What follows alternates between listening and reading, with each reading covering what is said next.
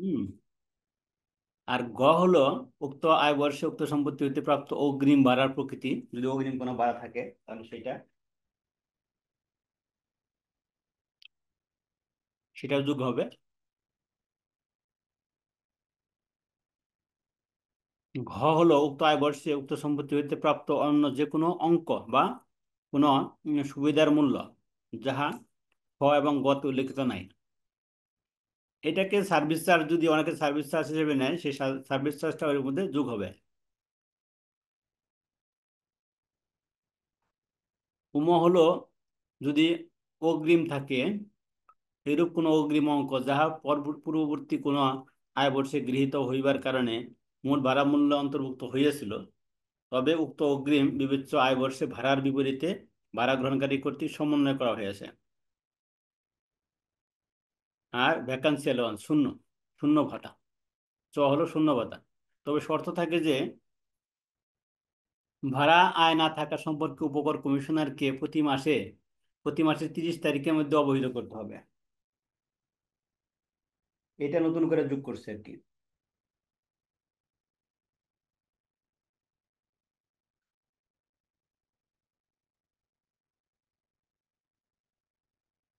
আগে অবহিত করার কোনো প্রয়োজন ছিল না, বাট এখন অবহিত করার বিষয় আছে।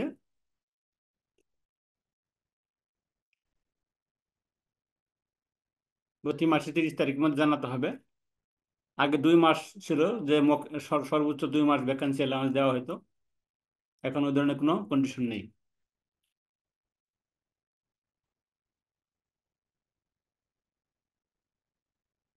তাহলে আমরা দেখলাম মোট ভাড়া হলো ভাড়া মূল্য প্লাস ভাড়ার অগ্রিম ভাড়ার পরিমাণ যদি থাকে, উক্ত সম্পত্তিতে অন্য কোনো অঙ্ক যদি পাওয়া যায়, সেটা অগ্রিম ভাড়া যারা অ্যাডজাস্ট করা হচ্ছে সেটা বাদ যাবে, এবং ভ্যাকান্সি অ্যালাউন্স শূন্য ভাতা সেটাও বাদ যাবে চতে। এখন কন্ডিশন হলো যে এই যে বাসা ফাঁকা আছে, ভাড়া হয় নাই, সেটা উক্ত মাসের 30 তারিখের মধ্যে ডেপুটি কমিশনার অফ ট্যাক্সকে জানাতে হবে। তার মধ্যে যখন তুমি দুটো দিবে, তারা সমস্যা নিয়ে এসো।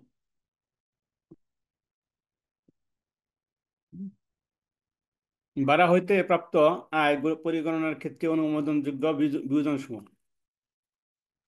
ভাড়া থেকে কোন কোন বিষয়গুলো বাদ যাবে সেটা আমরা এখন দেখতেছি।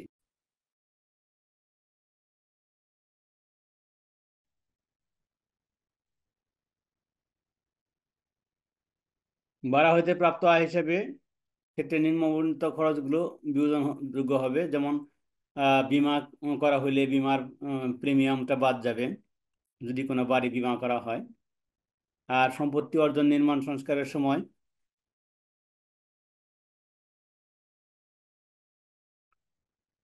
বা পুনর্নির্মাণের সময় যদি কোনো আর্থিক প্রতিষ্ঠান হইতে মূলধনী ঋণ গ্রহণ করা হয়, তাহলে উক্ত মূলধনী ঋণের সুদ বা মুনাফা পরিশোধ করা হলে সেটা ডিডাক্টেবল এক্সপেন্সেস। সম্পত্তির উপর পরিশোধিত কোনো কর, ফিস, যেমন হলো হোল্ডিং ট্যাক্স দেওয়া হয় যদি, হ্যাঁ, এরকম কোনো ট্যাক্স যদি থাকে, সিটি কর্পোরেশনের ট্যাক্স, সেগুলো বাদ যাবে। মেরামত, ভাড়া সংগ্রহ, পানি মেরামত, ভাড়া সংগ্রহ, পানি পাওয়া নিষ্কাশন, বিদ্যুৎ রক্ষণাবেক্ষণ, বিভিন্ন মৌলিক সেবা সংক্রান্ত ব্যয়ের জন্য নিম্নবর্ণিত সারণী ফলো করতে হবে। বাণিজ্যিক কাজে যদি ব্যবহৃত হয় সম্পত্তিটা, তাহলে মোট ভাড়ার মূল্যের শতকরা 30% বাদ যাবে।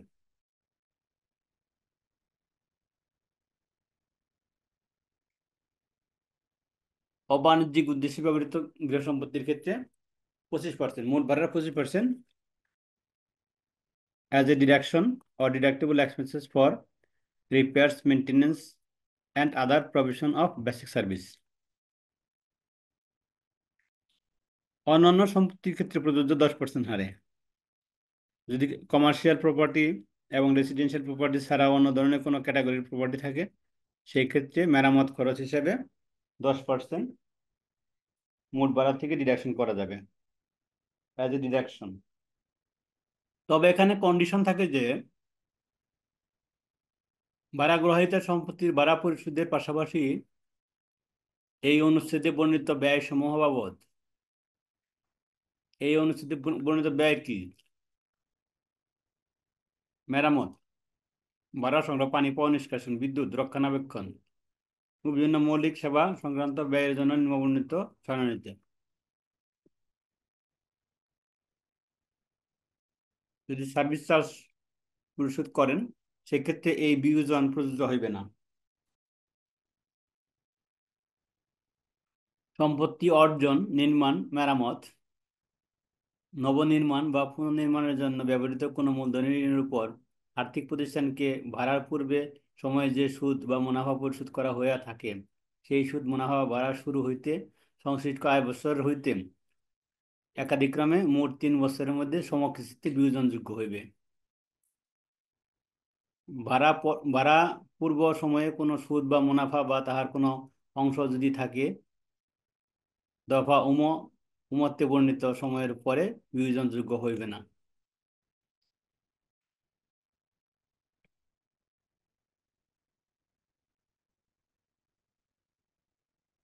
এটা একটু পড়েন আপনারা।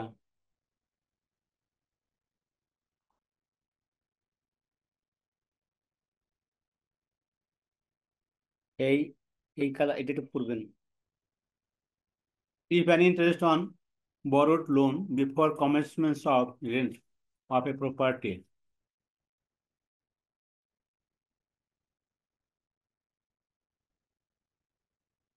interest during construction অনেক ক্ষেত্রে বলা হয় IDC, it will be allowed to deduct the accumulated amount of interest during the construction in the next consecutive 3 years from the initial year of the rent in equal installment.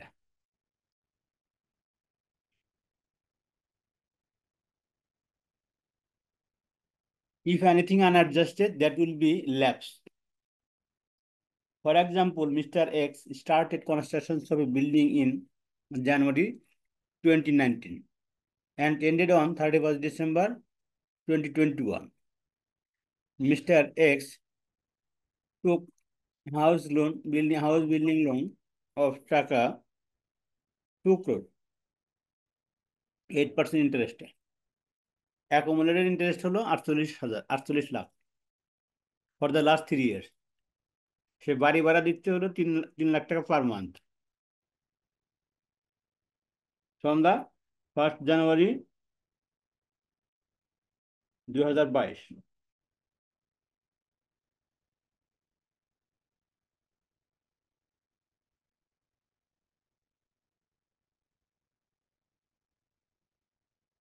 The building was for the residential purpose. তাহলে যেখানে যে IDC আছে, এই আইডিসিটা আমরা দেখলাম যে interest during কনস্ট্রাকশনটা বাড়ি ভাড়া থেকে পরবর্তী 3 বছরে সমান হারে ডিডাকশন করা যাবে। আর 3 বছরে যদি অ্যাডজাস্ট না করা যায়, ডিডাক্ট না করা যায়, তাহলে ওই পরিমাণ ইন্টারেস্ট ল্যাপস হয়ে যাবে, ওটার ক্লেম করতে পারবে না, ডিডাকশন করতে পারবে না। তাহলে এই উদাহরণটা যদি আমরা দেখি কি দাঁড়ায়,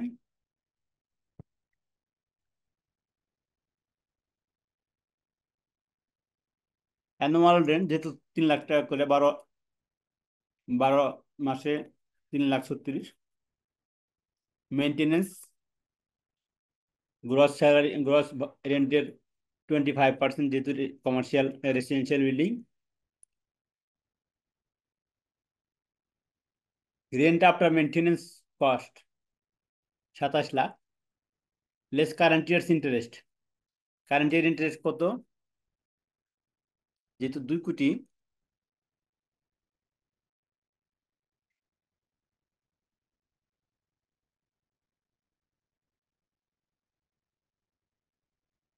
$9।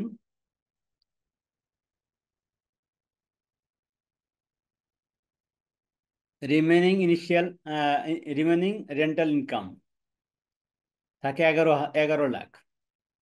তাহলে ইনস্টলমেন্ট কত? 48 লাখ ছিল, 48 লাখ 3 বছরের সমান হারে দিলে 16 লাখ আসে। তাহলে ট্যাক্সেবল রেন্ট কত? -5 লাখ। তার মানে হলো house rent income negative 5 lakh এই বছর, যদি আর কিছু না থাকে। এই বাড়ি থেকে আর কিছু না থাকলে শুধুমাত্র এই পার্টিকুলারলি দিস হোম থেকে নেগেটিভ হাউস রেন্ট হবে 5 লাখ।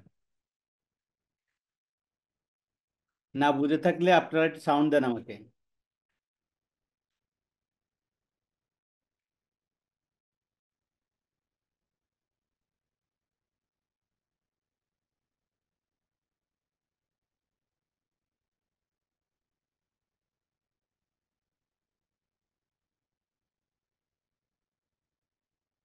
আপনারা কি বুঝতে পারছেন? স্যার নেগেটিভ ব্যালেন্সটা কি আমি অন্য ইনকামের সাথে অ্যাডজাস্ট করতে পারবো তো? হ্যাঁ। এটা বাড়ি ভাড়া তো করা যায় না। ও, অন্য অন্য ইয়াতে ইনকামের সাথে অ্যাডজাস্ট করতে পারবো না? হ্যাঁ, বাড়ি ভাড়া তো ওই যে আপনি তো সেট আপের কথা বলতেছেন তাই না? জি স্যার, জি স্যার। বাড়ি ভাড়া তো সেট আপ করা যায় না। ও স্যার। এখানে স্যার ইন্টারেস্টটা কি 8% না 9%? হ্যাঁ। মানে ইন্টারেস্টটা কি 8% না 9%?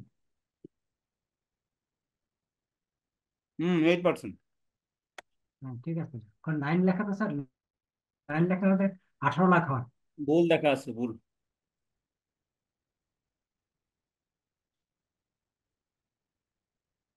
এটা বুঝছেন তো? এটা কিন্তু পরীক্ষা আসবে। জি। স্যার একটু এডিশন করি, সেটা হলো স্যার এই যে ভাড়া, বাড়ি ভাড়ার যে ইয়েটা, সেকশনটা, সেকশন 35, 36 এবং 37 হুম। এবং 38, স্যার পুরোটাই কিন্তু ফাইন্যান্স সেক্টরে কিছু মডিফিকেশন আসছে। কি আসতে বলেন না একটু। আমি স্যার আপনাকে ওই আপডেটেড ইনকাম ট্যাক্স একটা পাঠাই দিছি। ওইখানে ওই যে আমার স্যার কাছে 3 মাসের যে ব্যাপারটা, এটা উঠে গেছে এখন। আপনি প্রমাণ হিসেবে যদি হুম, ভ্যাকেন্সি থাকে, তাহলে বিদ্যুৎ বিলটা দেখাইতে, কপি দেখাইতে হবে। ওই 3 মাস 30 দিনের ইস্যুটা নাই স্যার। 1 মিনিট তারপর বলে আরো আসি। কিছু ইস্যু আছে স্যার।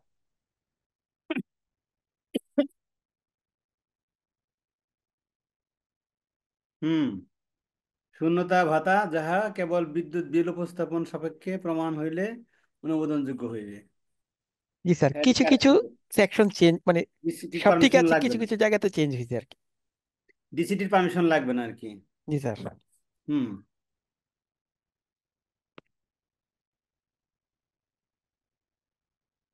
এখানে আরেকটা জিনিস যোগ করছে। ওই যে আমরা করলাম না,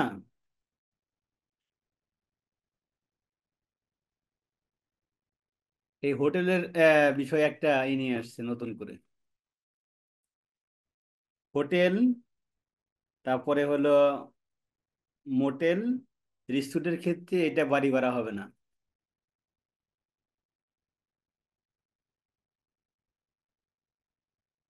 এখানে আনছে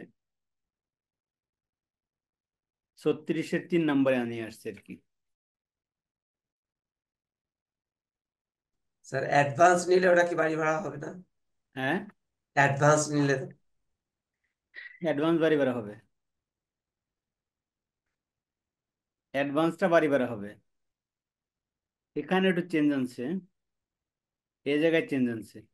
এখানে এই যে উমোটা যোগ করে দিছে, উমোটা যোগ করে দিছে সার্ভিস চার্জ হিসেবে, অগ্রিম রাখে নাই। জি স্যার, কিছু কিছু জায়গাতে চেঞ্জ আসছে আর কি। হুম।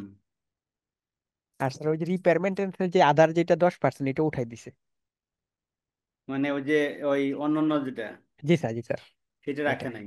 না, এটা উঠাই এটা দিছে। আগে ছিল না, গত বছর নিয়ে এসেছিল। এটা তো মনে হয় কোন একটা আইন থেকে কপি করছিল, ওটা পরে মুছে দিছে আর কি। জি স্যার। হুম। এই সূত্রটাতে চেঞ্জ করছে কি আমি বলে দিচ্ছি। ক সমান সমান মোট ভাড়া, ঠিক আছে। হ্যাঁ, ক মোট ভাড়া মূল্য, খ হলো নিম্নবর্ণিত অঙ্ক সময়ের মধ্যে যা অধিক তাহা, ওই যে বাড়ি ভাড়া যেটা হয় সেইটা, আর যেটা এক্সপেক্টেড ভাড়া, যার মধ্যে বেশি, যেটা বেশি সেটা হলো বাড়ি ভাড়া। ওটা তো আমরা জানি। এক্সপেক্টেড মানে স্যার অ্যানুয়াল, অ্যানুয়াল ভ্যালু যেটা, হ্যাঁ। অ্যানুয়াল ভ্যালু সংজ্ঞা যেটা আমরা পড়ছি আর কি, বার্ষিক মূল্য।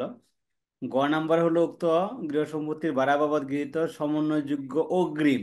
অগ্রিমটা আসছে, এখানে অগ্রিম আসছে, অগ্রিমটা আসবে।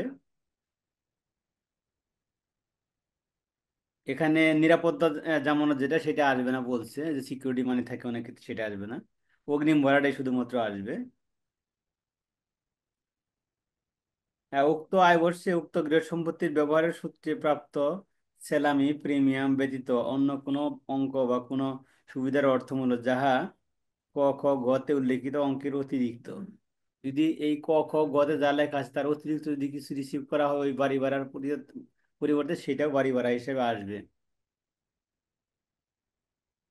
আর শূন্যতার ক্ষেত্রে, না, আর এটা বলছে গৃহ সম্পত্তির ভাড়াটিয়া কর্তৃক পরিশোধিত যে কোনো প্রকারের সার্ভিস চার্জ, মেরামত, রক্ষণাবেক্ষণ চার্জ বা অন্য কোনো অর্থ উহা যে নামেই অভিহিত করা হোক না কেন, সেটা বাড়ি ভাড়া হিসেবে যোগ করতে হবে।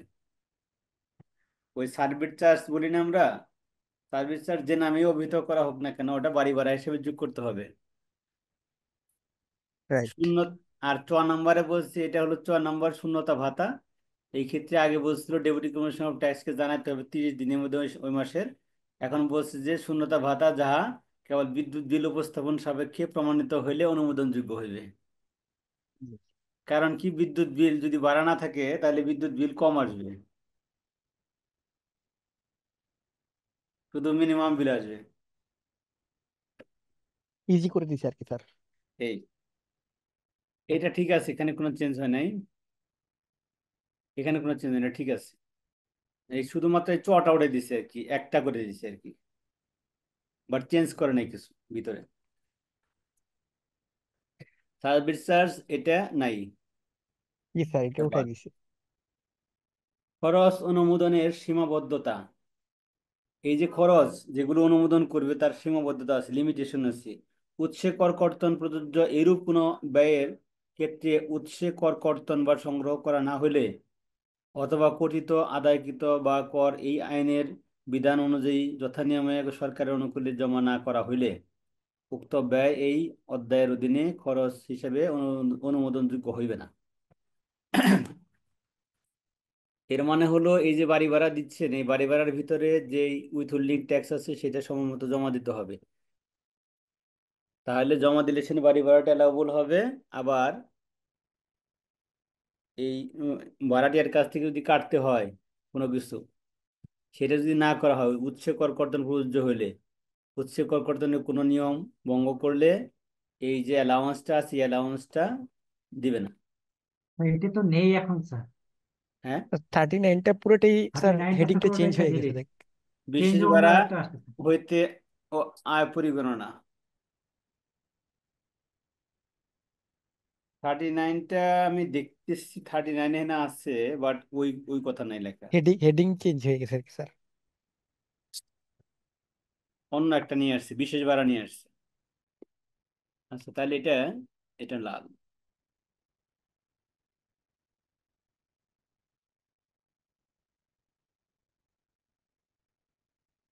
39 বলছে বিশেষ ভাড়া হইতে আয় পরিগণনা, ধারা 38 এর উপধারা 1,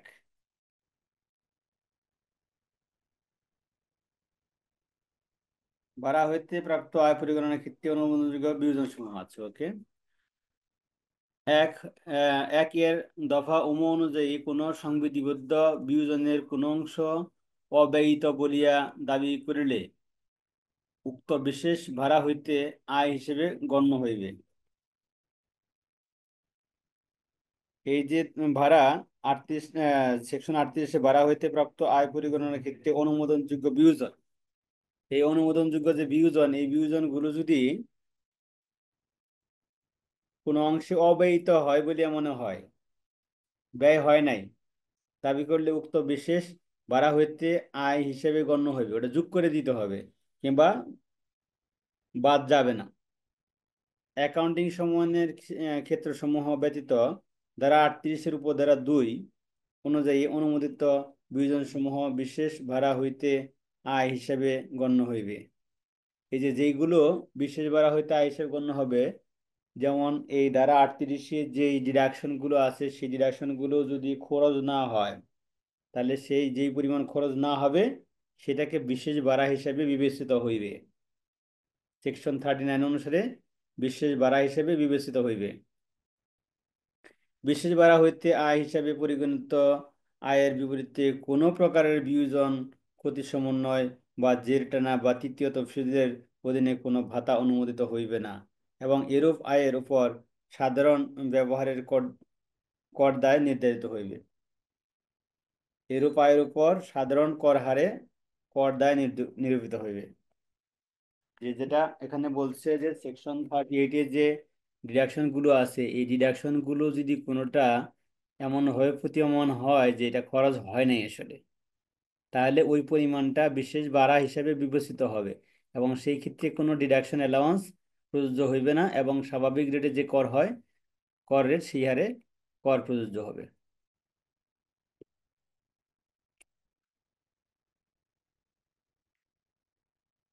ঠিক আছে, তাহলে মোটা দাগে হলো বাড়ি ভাড়া থেকে যে খরচগুলো আছে, ইন্স্যুরেন্স, ট্যাক্স, তারপরে হলো মেনটেনেন্স কস্ট, এগুলো বাদ দেওয়া যাবে, ইন্টারেস্ট চার্জ বাদ দেওয়া যাবে। মোটা দাগে এগুলো মনে রাখলেই হবে।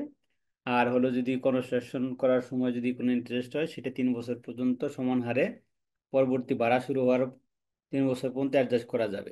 আর if anything left to adjust, হ্যাঁ, from the rent over 3 years, হ্যাঁ, from the inception of rent, তাহলে সেটা ল্যাপস হয়ে যাবে।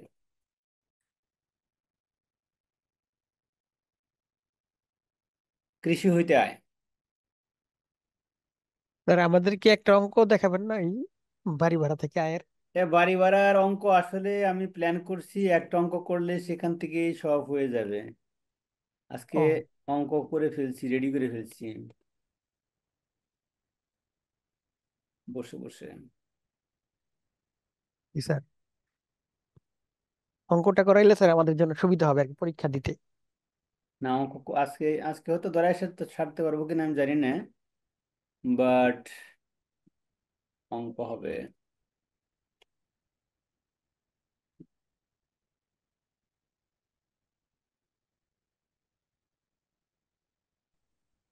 পরীক্ষা তো স্যার 23 তারিখে অঙ্ক। হ্যাঁ, পরীক্ষা 23 তারিখে না? কয় তারিখে পরীক্ষা? জি স্যার, 23 তারিখে। পরীক্ষা তো 23 তারিখে, কত পরীক্ষা আসবে যাবে ভাই এখন। এই 3 বার 4 বার পরীক্ষা নিয়ে ছেলেদের পড়ালেখা কম করানো হয়।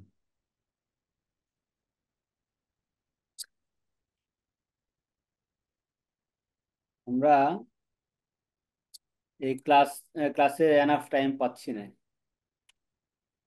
জি, পরীক্ষা চলে আসছে বাট ক্লাস এখনো শেষ হয় নাই আর কি।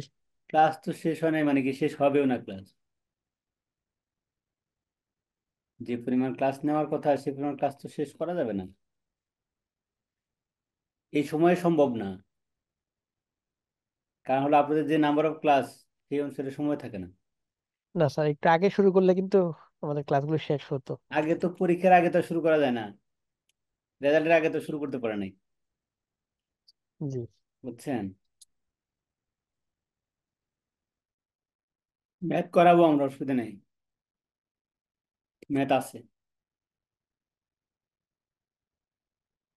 কৃষি হতে আয় আমরা জানি, কৃষি হতে আয় কি, এগ্রিকালচারাল ইনকাম সংজ্ঞাও দেওয়া আছে। কোন ব্যক্তি কর্তৃক উৎপাদিত ও প্রক্রিয়াজাতকৃত চা, রাবার এর বিক্রয়োপলব্ধ অর্থের 60% ব্যবসা হতে আয়, না 40% ব্যবসা হতে আয় এবং 60% কৃষি হতে আয়। চা এবং রাবার থেকে যা আয় হবে তার 60% হলো কৃষি হতে আয় হিসাবে পরিগণিত হবে। কৃষি অর্থে যে কোনো প্রকার উদ্যান পালন, পশু পাখি পালন, ভূমির প্রকৃতি ব্যবহার, হাঁস মুরগি খামার, সরীসৃপ প্রাণী খামার, নার্সারি ভূমি, জলে কোনো প্রকার চাষাবাদ, ডিম দুধ উৎপাদন, কাঠ, তৃণ, গুল্ম ইত্যাদি, ফলমূল ও মধু উৎপাদন এবং বীজ উৎপাদনে অন্তর্ভুক্ত হইবে। বিশেষ কৃষি ধারা 40-এর সামগ্রিকভাবে ক্ষুণ্ণ না করিয়া বিশেষ কৃষি আয় গণনার ক্ষেত্রে এই দ্বারা প্রযোজ্য হইবে। এই চেঞ্জ থাকলে আমাকে বললেন, এখানে চেঞ্জ থাকলে। না স্যার, এটা চেঞ্জ নাই, এটা ঠিক আছে আগেরটাই। চেঞ্জ থাকলে আমাকে একটু আগে জানিয়ে দিন, আমি বই আছে সফট কপি নাই, বাট আমি বই থেকে পড়াবো তাহলে। জি স্যার, এটা এটা ঠিক আছে স্যার। হুম।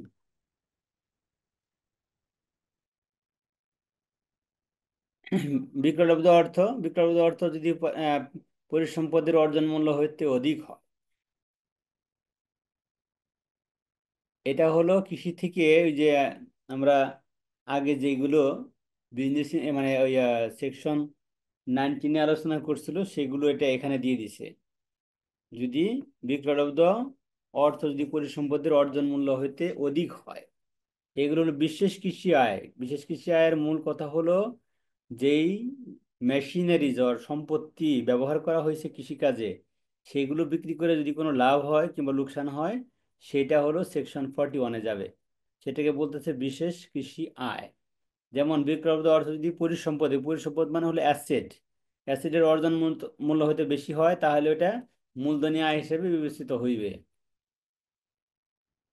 আর যদি কম হয়, সমপরিমাণ অর্থ বা আয় বর্ষে সঞ্চিত করে তার কৃষি হইতে আয় শ্রেণীর আয় হিসেবে গণ্য হইবে। খ মাইনাস গ, খ মানে হলো পরিসম্পদের অর্জন মূল্য, গ মানে তৃতীয় তফসিলের অধীনে অবশ্যই অনুমোদনের পরিসম্পদের গণনাকৃত অবলোপিত মূল্য। অর্জন মূল্য মাইনাস হলো অ্যাকুমুলেটেড ডেপ্রিসিয়েশন। অর্জন মূল্য 100 টাকা, অ্যাকুমুলেটেড ডেপ্রিসিয়েশন 90 টাকা, বিক্রি করা হয়েছে 110 টাকা। তাহলে কি হবে? 10 টাকা হবে হলো ক্যাপিটাল গেন, 10 টাকা হবে হলো এগ্রিকালচার ইনকাম।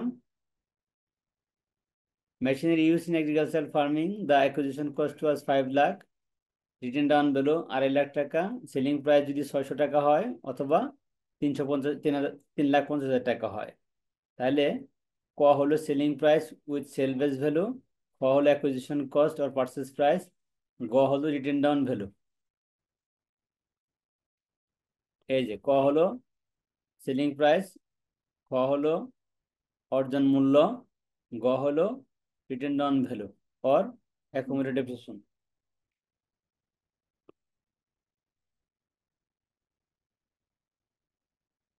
তাহলে আমাদের কি দাঁড়াবে? কেস ওয়ানের ক্ষেত্রে ক্যাপিটাল গেইন হবে 6 লাখ মাইনাস 5 লাখ, 1 লাখ টাকা, যেটা এই যে আমাদের এই সারণীতে প্রথমে দেখাইছে, এই যে মূলধনী আয়। আর এখানে দেখাইতেছে কৃষি আয়, কৃষি আয়টা হবে হলো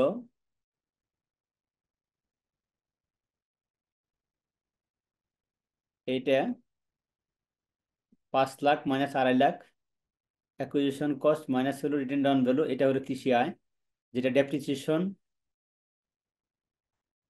রিকভারি হয়েছে, সেল করে আর ডেপ্রিসিয়েশনটা রিকভারি হয়েছে, ওভার দি ইয়ার যে ডেপ্রিসিয়েশন চার্জ করা হয়েছিল সেটা রিকভারি হয়েছে।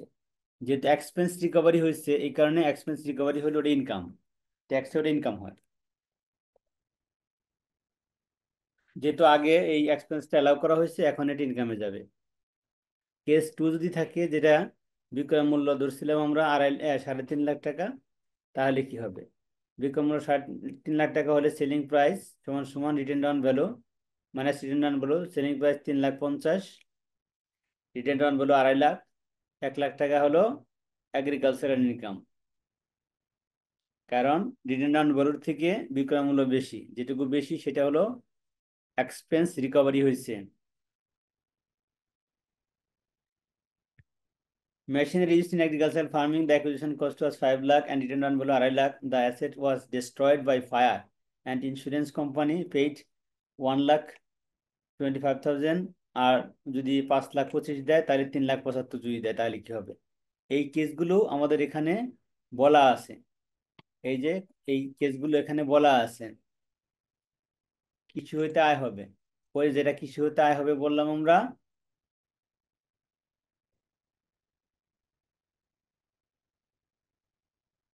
যেটুকু ডেপ্রিসিয়েশন রিকভারি হবে। বিক্রয়লব্ধ অর্থ যদি পরিসম্পদের অর্জন মূল্য হইতে অধিক না হয়, তবে অবলোপিত মূল্য হইতে অধিক হয়। যেমন এই যেটা ক্রয় মূল্যর থেকে বেশি হয় নাই, বাট রিটেন ডাউন ভ্যালুর থেকে বেশি হয়েছে। রিটেন ডাউন ভ্যালু ছিল 2.5 লাখ টাকা, বাট বিক্রয় করছে 3,50,000, তাহলেও সেটা এগ্রিকালচার ইনকাম হবে। আর পরের কেসগুলোতে যেটা বলছে, এটা সেম কেসই, বাট এখানে শুধুমাত্র ইন্স্যুরেন্স থেকে যদি টাকাটা পায়, অ্যাসেটটা ডিস্ট্রয় হয়ে গেছে বাট ইন্স্যুরেন্স করা আছে, ইন্স্যুরেন্স করা থাকলে কি হবে? Return down value minus insurance claim. Return down value ছিল 2.5 লাখ টাকা, যদি আমরা ধরি যে এখানে ইন্স্যুরেন্স ক্লেম পাইছে 1,25,000 টাকা, তাহলে এই 1,25,000 টাকা loss in agricultural income loss হবে। আর insurance claim minus acquisition cost, insurance claim যদি 5,25,000 হয়, তাহলে 5,25,000 মাইনাস হলো পারচেস প্রাইস, 25,000 টাকা হবে হলো ক্যাপিটাল গেইন। আর ইন্স্যুরেন্স ক্লেম যদি 3,75,000 টাকা সেটেল হয়, তাহলে insurance claims minus written on value, 3,75,000 minus 2.5 lakh, 1,25,000 agriculture income হবে। এই জিনিসগুলোই এখানে বিভিন্ন সিচুয়েশনে বলা হয়েছে। এই জিনিসগুলো এখানে এই যে মূলধনী আয়,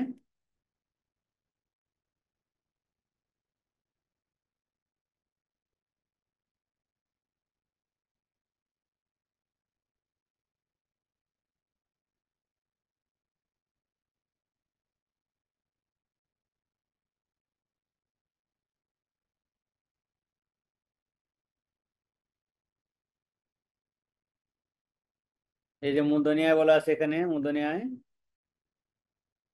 উফ, সিলেক্ট হচ্ছে না। কৃষি হইতে আয়, আর এই যেটা হলো কৃষি হইতে আয়। আর যদি কম পায় তাহলে লস, যেখানে আয় হয় সেখান থেকে আবার লসও হয়। কৃষি হইতে আয়ের ক্ষেত্রে সাধারণত বিয়োজন সমূহ কি কি? এই আইনের অধীনে কোনো আয় বর্ষে কোনো ব্যক্তির কৃষি হইতে আয় খাতে করযোগ্য আয় গণনার ক্ষেত্রে উক্ত বৎসরে করদাতা কর্তৃক মূলধনী ব্যয় বা ব্যক্তিগত ব্যয় ব্যতীত সম্পূর্ণরূপে এবং কেবল কৃষির উদ্দেশ্যে ব্যয়িত অর্থ বিয়োজন হিসেবে অনুমোদনযোগ্য হইবে, এবং নিম্নবর্ণিত বিয়োজন সমূহ সাধারণ বিয়োজন হিসেবে গণ্য হইবে। মূলধনী ব্যয়টা বাদ দেওয়া যাবে না, ব্যক্তিগত ব্যয়টা বাদ দেওয়া যাবে না। কৃষির ক্ষেত্রে, কৃষি হইতে আয় ক্ষেত্রে গণনার ক্ষেত্রে অনুমোদিত সাধারণ বিয়োজন সমূহ, মূলধনী ব্যয়টা ডিডাক্টেবল হবে না। আর যদি ব্যক্তিগত কোনো ব্যয় হয় তাহলে সেটাও ডিডাক্টেবল হবে না। আর বাকিগুলো নিম্নের গুলো বিয়োজন যোগ্য হবে। যেমন কৃষির উদ্দেশ্যে ব্যবহৃত ভূমি বা আঙ্গিনার উপর পরিশোধিত কোনো প্রকারের কর, কৃষির উদ্দেশ্যে ব্যবহৃত ভূমি বা আঙ্গিনার জন্য পরিশোধিত কোনো ভাড়া, উন্নয়ন বা সংরক্ষণ ব্যয়, কৃষির উদ্দেশ্যে গৃহীত ঋণের সুদ, যদি কোনো ঋণ গ্রহণ করা হয় তাহলে ঋণের সুদ, কৃষিকাজে ব্যবহৃত যন্ত্রপাতি বা সরঞ্জামাদি রক্ষণাবেক্ষণ ও মেরামত, এবং চাষাবাদের জন্য পালিত গবাদি পশু লালন পালন তৎসংশ্লিষ্ট প্রক্রিয়াকরণ ও পরিবহন সংক্রান্ত ব্যয়, ভূমি বা আঙ্গিনার ক্ষতিপূরণে বা ভূমি বা আঙ্গিনা হইতে উৎপাদিত ফসল বা পণ্যের ক্ষতিপূরণে বা গবাদি পশু পালনে নিরাপত্তার লক্ষ্যে insurance, insurance premium, deductible expenses, প্রাকৃতিক দুর্যোগ অথবা অন্য কোনো প্রকার ক্ষতি সাধন হইতে কৃষককে রক্ষণাবেক্ষণ নিমিত্তে ব্যয়িত অর্থ, তৃতীয় তফসিলে বর্ণিত অনুমোদিত সীমা অনুযায়ী নিম্ন বর্ণিত খরচসমূহ, কৃষিতে ব্যবহৃত সম্পদের অবশ্যই, এটা তৃতীয় তফসিলে দেওয়া আছে। সংশ্লিষ্ট কৃষিকাজে ব্যবহৃত স্পর্শাতীত সম্পদের অ্যামোর্টাইজেশন, যেগুলো ট্যাঞ্জেবল অ্যাসেট, ট্যাঞ্জেবল অ্যাসেটের অ্যামোর্টাইজেশন দেওয়া হবে। যে ক্ষেত্রে করদাতা কৃষিকাজে ব্যবহৃত পশুর মৃত্যু হয়ে আছে এবং স্থায়ীভাবে অক্ষম হয়ে গিয়েছে, সেই ক্ষেত্রে উক্ত পশুর প্রকৃত ক্রয় মূল্য বা ক্ষেত্র মধ্যে সেই পশু বিক্রয় বা তাহার মাংস হইতে বিক্রয় হইতে প্রাপ্ত অর্থ, এই দুইয়ের মধ্যে পার্থক্য সমপরিমাণাঙ্ক বাদ দেওয়া যাবে।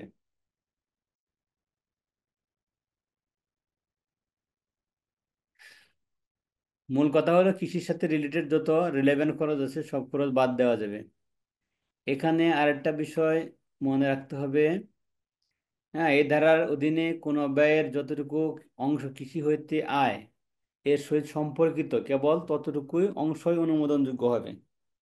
যেই যে আয়, যেই খরচটুকু শুধুমাত্র কৃষি আয়ের সাথে সম্পর্কিত সেটাই বিয়োজনযোগ্য হবে, অনুমোদনযোগ্য হবে। যেটা কৃষি আয়ের সাথে সম্পর্কিত নয় সেটা বাদ দেওয়া যাবে না। মূল কথা হলো যার ইনকাম ট্যাক্স হয় না তার খরচও ডিডাক্টেবল হয় না। হিসাব বই সংরক্ষণাবেক্ষণ না করিবার ক্ষেত্রে বিশেষ বিয়োজন পরিগণনা। যেমন যদি এই যে আমরা ডিডাকশনগুলো বললাম সেকশন 42-তে, এগুলো যদি বুকস অফ রেকর্ড ঠিক মতো রাখে তাহলে অ্যাকচুয়াল যা খরচ হয় সবটুকুই বাদ দেওয়া যাবে, ডিডাক্টেবল হবে। বা যদি বুকস অফ রেকর্ড ঠিক মতো না রাখে, হিসাব রক্ষণাবেক্ষণ না করিবার ক্ষেত্রে বিশেষ বিয়োজন পরিগণনা। যদি ইহা প্রতীয়মান হয় যে করদাতা নিয়মিত হিসাব রক্ষণ পদ্ধতি প্রয়োগ করিতেছেন না, করদাতা এরূপ কোনো পদ্ধতি প্রয়োগ করিতেছেন যাহা ভিত্তিতে করদাতা আয়ের বিষয়ে সিদ্ধান্তে উপনীত হওয়া সম্ভব নয় বলে উপকর কমিশনার প্রতীয়মান হইতেছে। যেই পদ্ধতি হিসাব রাখে সেই হিসাবে সেই পদ্ধতিতে আয় নির্ধারণ করা সম্ভব না, এটা আয়কর কমিশনার মনে করতেছে।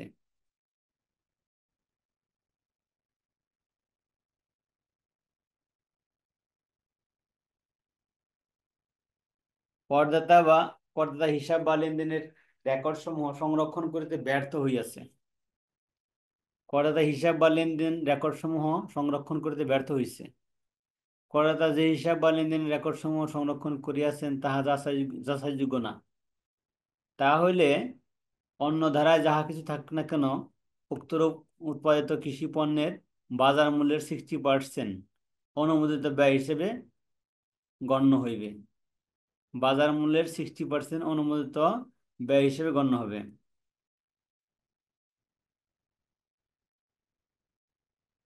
যেই ক্ষেত্রে জমি বা আঙ্গিনার মালিক আদি বর্গা বা ভাগা অংশ হারে কৃষি হইতে আয় প্রাপ্ত হইবেন, সেই ক্ষেত্রে এই ধারা প্রযোজ্য হইবে না। এই ধারাটা হলো যারা শুধুমাত্র ডাইরেক্ট কৃষিকাজ করবে তাদের ক্ষেত্রে প্রযোজ্য। যারা জমি বা আঙ্গিনার ভাড়া দিয়ে বা ভাগা দিয়ে বা অংশ হারে কৃষি আয় পাবে সেটা সেই ক্ষেত্রে এই ধারাটা প্রযোজ্য হইবে না। সেকশন 44, উৎসে কর কর্তন বা সংগ্রহ যদি প্রযোজ্য হয়, সেই ক্ষেত্রে যদি উৎসে কর কর্তন এবং সময়মতো পরিশোধ না করা হয় তাহলে এই বিয়োজনগুলো অনুমোদিত হইবে না।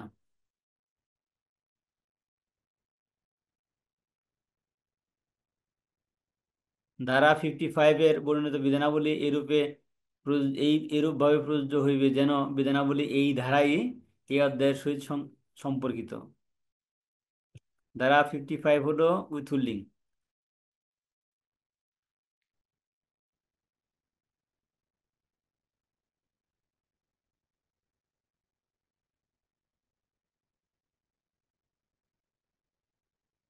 ধারা 50 হলো কতিপয় ক্ষেত্রে বিয়োজন অনুমোদনযোগ্য নয়।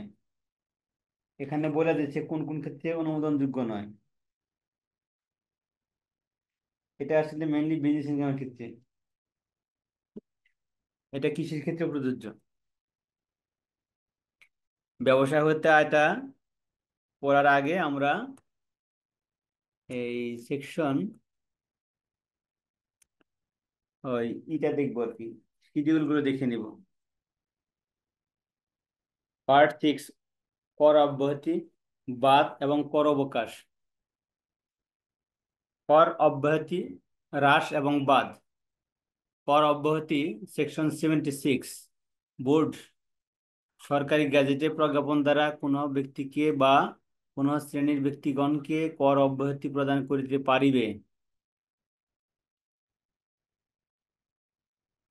আমাদের অব্যাহতি, বাদ বা কর অবকাশ, হ্যাঁ, অব্যাহতি, হ্রাস বা বাদ সেকশন 76 এর আওতায় ন্যাশনাল বোর্ড অফ রেভিনিউ চাইলে সরকারি গেজেটের মাধ্যমে কোনো ব্যক্তি বা কোনো শ্রেণীর ব্যক্তিগণকে কর অব্যাহতি প্রদান করতে পারবে।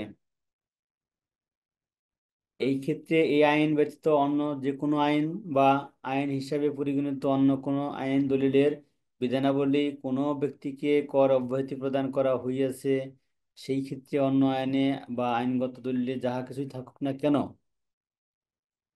ধারা 1-এর অধীনে জারিকৃত প্রজ্ঞাপন দ্বারা উক্ত ব্যক্তিকে কর অব্যাহতি প্রদান করা না হইলে উক্ত বিধান কার্যকর হইবে না। যে কোনো আইনে যাহাই থাকুক না কেন, উপধারা 1 অনুসারে যদি প্রজ্ঞাপন জারি ছাড়া কোনো ব্যক্তিকে কর অব্যাহতি দেওয়া হয়, তাহলে সেটা প্রযোজ্য হইবে না। বোর্ড এই ধারার অধীনে প্রজ্ঞাপন জারির মাধ্যমে যে কোনো কর অব্যাহতি বাতিল করতে পারবে। যেরকম কর দিতে পারবে, মানে অব্যাহতি দিতে পারবে, সেরকম অব্যাহতি বাতিলও করতে পারবে। এই আইনের অধীনে কোনো কর অব্যাহতি বোতাপেক্ষাভাবে প্রদান করা যাইবে না।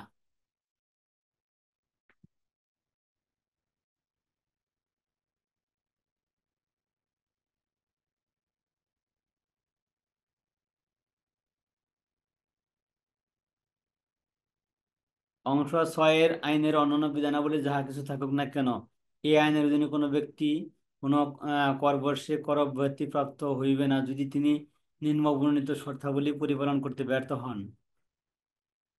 এই আইনে যা কিছু থাকুক না কেন, এই যে সেকশন 6, এই 6-এর যে অব্যাহতিগুলো, এই অব্যাহতিগুলো প্রাপ্ত হইবে না যদি না সে নিচের কন্ডিশনগুলো ফুলফিল করে। কন্ডিশনগুলো কি? কন্ডিশনগুলো হলো তাকে সময়মতো ট্যাক্স রিটার্ন দাখিল করতে হবে।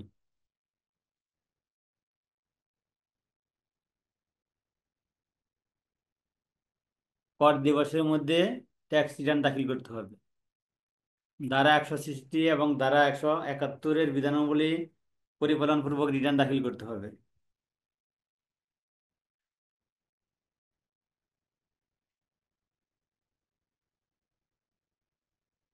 ধারা 166 হলো রিটার্ন দাখিল। রিটার্ন দাখিলের নিয়ম আছে এখানে। এই রিটার্ন দাখিলের নিয়ম অনুসারে রিটার্ন দাখিল করতে হবে। ধারা 171 হলো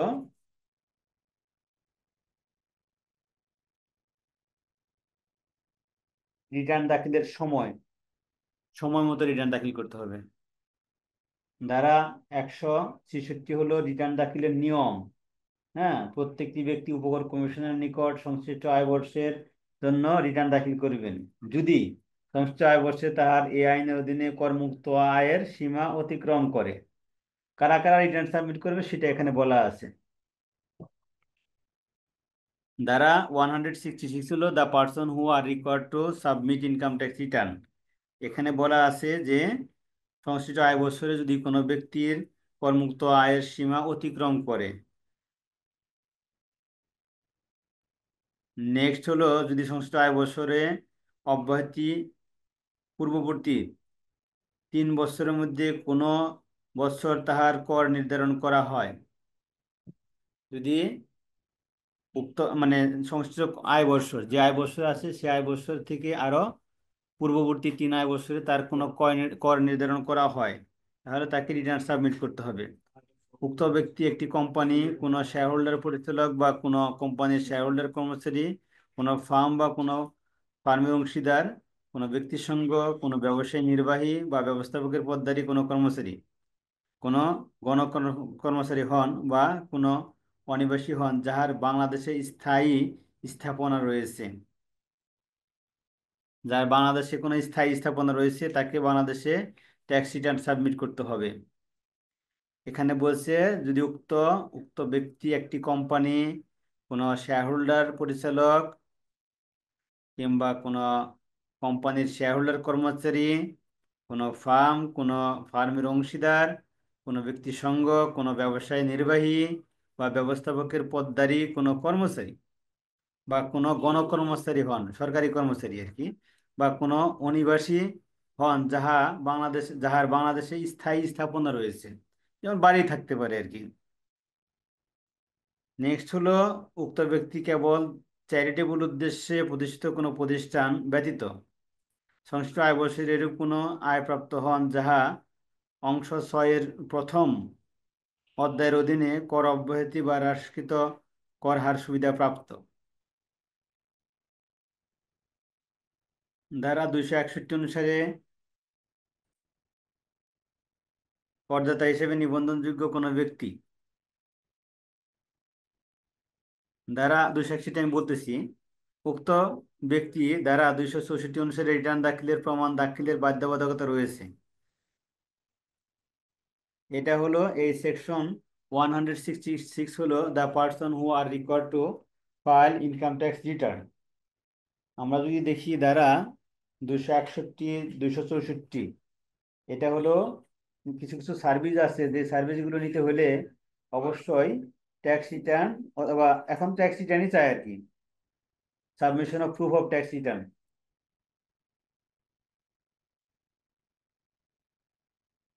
ধারা 261 হলো করদাতা নিবন্ধন। করদাতা নিবন্ধন: কোনো ব্যক্তি নিজেকে করদাতা হিসেবে নিবন্ধন করিবেন যদি তিনি করদাতা হন, বা ধারা 166 অধীনে রিটার্ন জমা দিতে বাধ্য হন, বা ধারা 264 অনুসারে রিটার্ন দাখিলের প্রমাণ উপস্থাপন করতে বাধ্য হন, বা কর প্রদান করতে অথবা রিটার্ন দাখিল করতে ইচ্ছুক হন।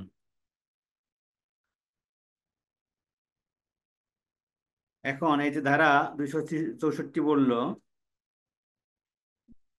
যেখানে হলো ধারা 64 হলো এই অধীনে রিটার্ন দাখিলের প্রমাণ উপস্থাপন করতে বাধ্য হন। এই আইনের অধীনে প্রমাণ রিটার্ন জমাদানের প্রমাণ উপস্থাপন করতে বাধ্য হন। কোন কোন ক্ষেত্রে? এখানে 264 যদি ধারা দেখি আমরা, রিটার্ন দাখিলের প্রমাণ দাখিলের বাধ্যবাধকতা কার কার জন্য? রিটার্ন দাখিলের প্রমাণ বলতে বুঝাইবে রিটার্ন দাখিলের প্রত্যয়ন বা প্রাপ্তি স্বীকার, করদাতার নাম, 3 নাম্বার করবর্ষ সংবলিত সিস্টেম জেনারেটেড সার্টিফিকেট। নিম্নবর্ণিত ক্ষেত্রে সময় রিটার্ন দাখিলের প্রমাণ দাখিল করতে হইবে। কোন কোন ক্ষেত্রে? করযোগ্য আয় না থাকা সাপেক্ষে 20 লক্ষ টাকার অধিক টাকা ঋণ গ্রহণে।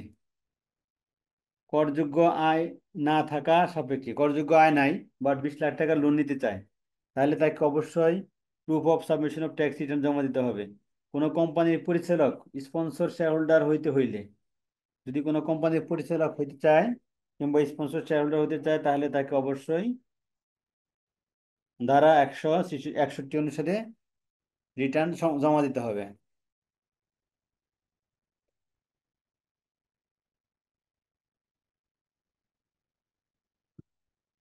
এগুলো অনেক আছে, এগুলো 3D পড়ে নিতে হবে আর কি। আমরা একটু করি, আমরা যেটুকু বুঝলাম 166 হলো the person who is required to submit income tax return, আর 171 হলো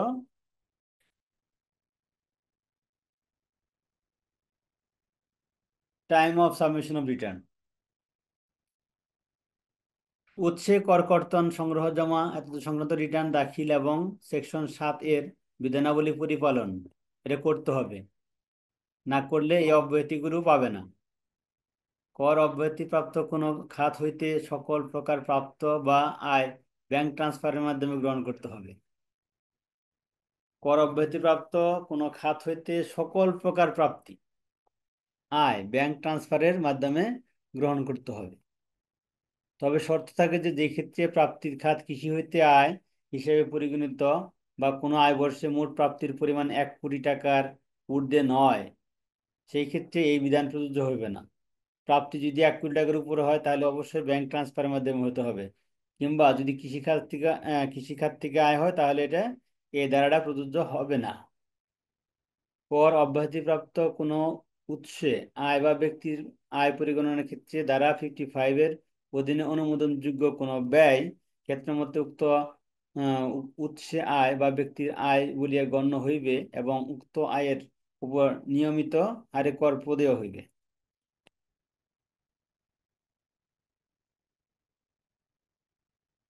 মোট আয়। ষষ্ঠ তফসিলের অংশ 1 এর উল্লেখিত কোনো ব্যক্তি, এখানে আমরা সামারি পড়লাম কি, যে যদি কোনো ব্যক্তি কর অব্যাহতি প্রাপ্ত হয়, তাহলে সেই কর অব্যাহতি প্রাপ্ত ব্যক্তিকে অবশ্যই নিম্নের কন্ডিশনগুলো ফুলফিল করতে হবে। তার কি কন্ডিশন? তাকে সময় মতো কর দিবসের মধ্যে ট্যাক্স রিটার্ন জমা দিতে হবে। তাকে ধারা 166 এবং 171 এর বিধানাবলী পরিপালন করতে হবে। উৎসে কর কর্তনযোগ্য হলে উৎসে কর কর্তন করে রিটার্ন সাবমিট করতে হবে। কর অব্যাহতিপ্রাপ্ত ইনকাম ব্যাংকিং ট্রান্সফারের মাধ্যমে প্রাপ্ত হতে হবে শুধুমাত্র এগ্রিকালচার ইনকাম, এবং 1 কোটি টাকার ঊর্ধ্বে না হইলে এটা প্রযোজ্য হবে না। মোট আয় হইতে বাদ। মোট আয় হতে কি কি বাদ দেওয়া যাবে? ষষ্ঠ তফসিলের অংশ একে উল্লেখিত কোনো ব্যক্তি কর্তৃক অর্জিত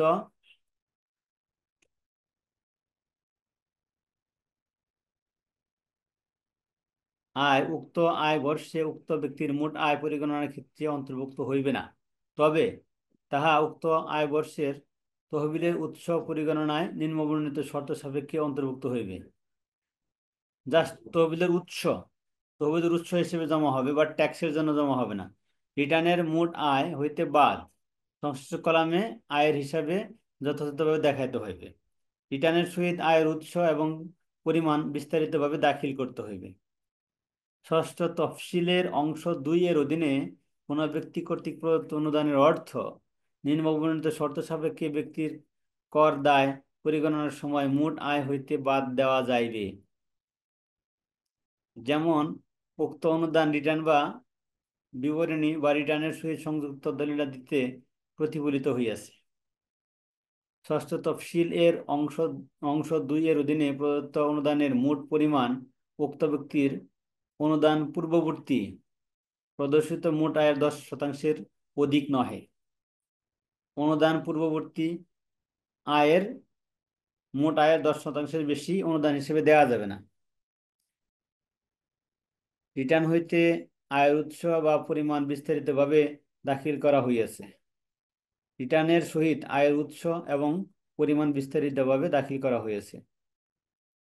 তার মানে আমরা দেখলাম যে মোট আয় থেকে বাদ যাবে কি? ষষ্ঠ তফসিলের অংশ একে উল্লিখিত দফাগুলো মোট আয় থেকে বাদ যাবে, বাট মোট আয় থেকে বাদ গেলে ওইগুলো আয়ের উৎস হিসেবে দেখাইতে হবে।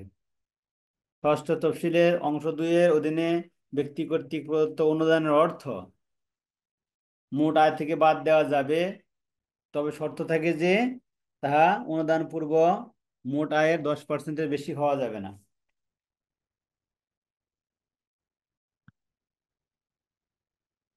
আমরা জানি যে ইনভেস্টমেন্ট অ্যালাউন্স আছে। ইনভেস্টমেন্ট অ্যালাউন্স মানে কি? দেয়ার আর সাম স্পেসিফিক সেক্টর ফর ইনভেস্টমেন্ট। ওই ইনভেস্টমেন্টগুলো করলে মোট আয় থেকে একটা নির্দিষ্ট পরিমাণ অ্যামাউন্ট বাদ দেওয়া যায়। সেটা হলো, আমরা বলি সেটাকে ইনভেস্টমেন্ট অ্যালাউন্স।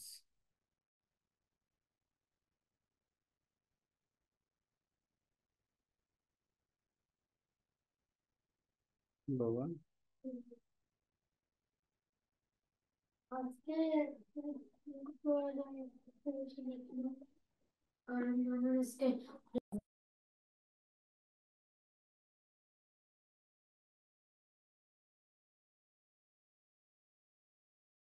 স্যার কি কিছু বলতেছেন?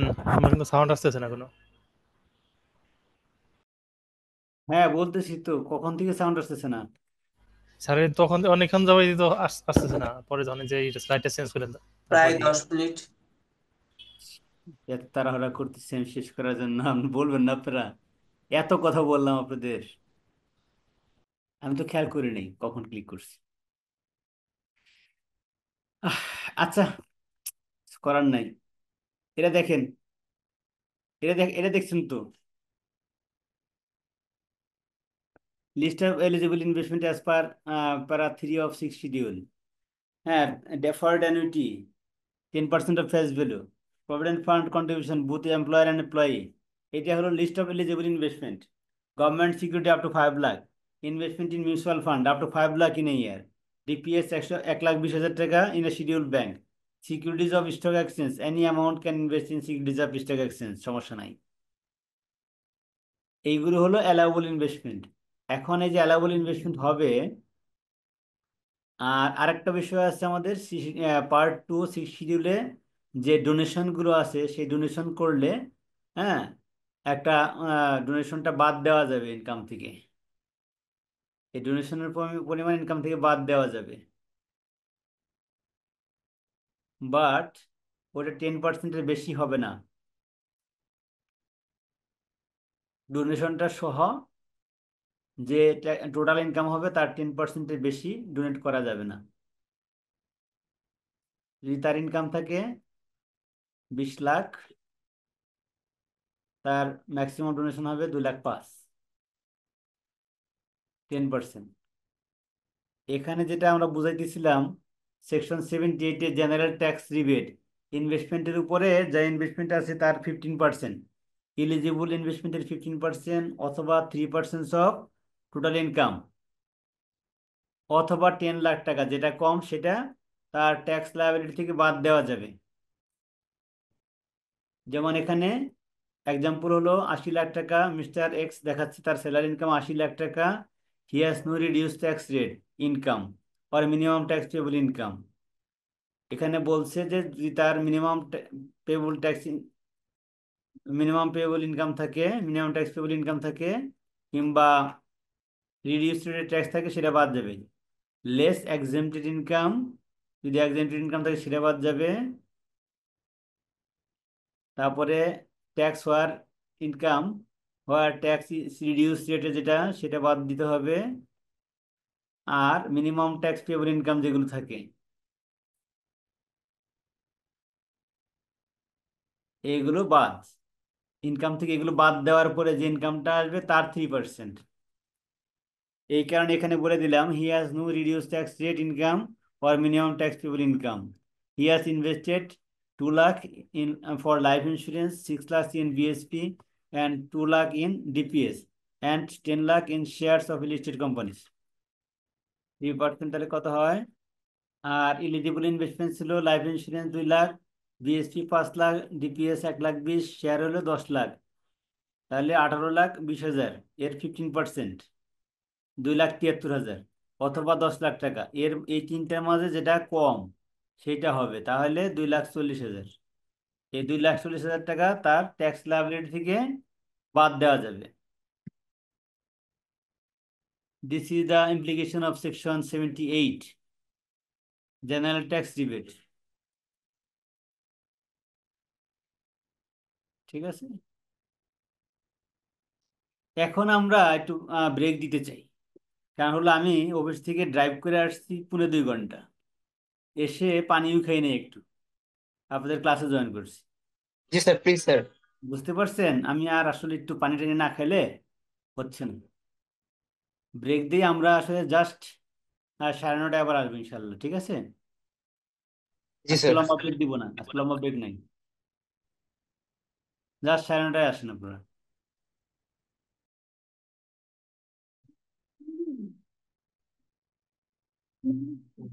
আমি পড়িনি।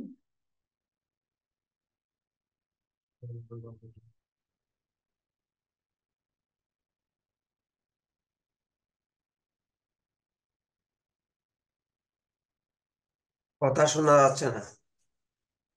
ইয়েস, শোনা যাচ্ছে এখন? জি। ওকে, পরবর্তী রেয়াত এবং ক্রেডিট, ষষ্ঠ শিডিউল, যেটা মোট আয় থেকে বাদ যায় যে ইনকামগুলো, এটা আমরা এখানে আলোচনা করব। মোট আয় পরিগণনা হইতে বাদ যায়।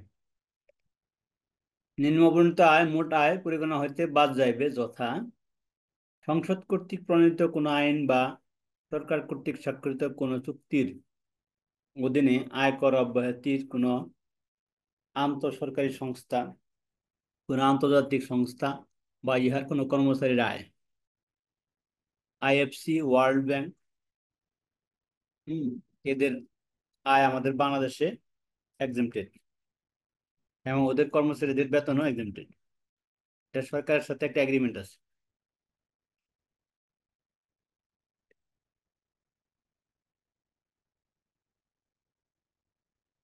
নিম্নবর্ণিত যে কোনো আয়, আরো নিম্নবর্ণিত যে আয়গুলো আছে সেগুলো মোট আয় থেকে বাদ যাবে। কোনো বৈদেশিক রাষ্ট্রের রাষ্ট্রদূত, high commissioner, envoy minister, charge the affairs commissioner, এদের যে বেতন এখানে, এগুলোর উপর আয় হবে, ট্যাক্স হবে না। সরকার বা স্থানীয় কর্তৃপক্ষ কর্তৃক প্রাপ্ত অনুদান এবং যে কোনো প্রকারের কর, খাজনা, শুল্ক, স্থানীয় কর্তৃপক্ষ যে অনুদান পায়, কোনো প্রকারের কর আদায় করে, খাজনা আদায় করে, শুল্ক আদায় করে, ওটা আয়কর মুক্ত।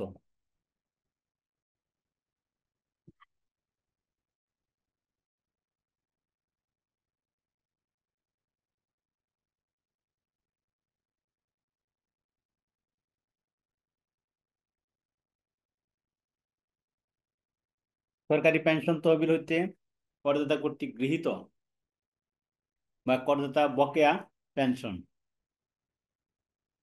সরকারি পেনশন থেকে যদি কেউ পেনশন পায়, বকেয়া হইলেও সেটা আয়মুক্ত। সরকারি আনুতোষিক তহবিল হইতে করদাতা কর্তৃক আনুতোষিক হিসেবে গৃহীত অনধিক 2,50,00,000 টাকা পর্যন্ত। আনুতোষিক মানে হলো গ্রাচুইটি ফান্ড। গ্রাচুইটি ফান্ড থেকে 2,50,00,000 টাকা পর্যন্ত আয় বা ইনকাম আয়কর মুক্ত থাকবে।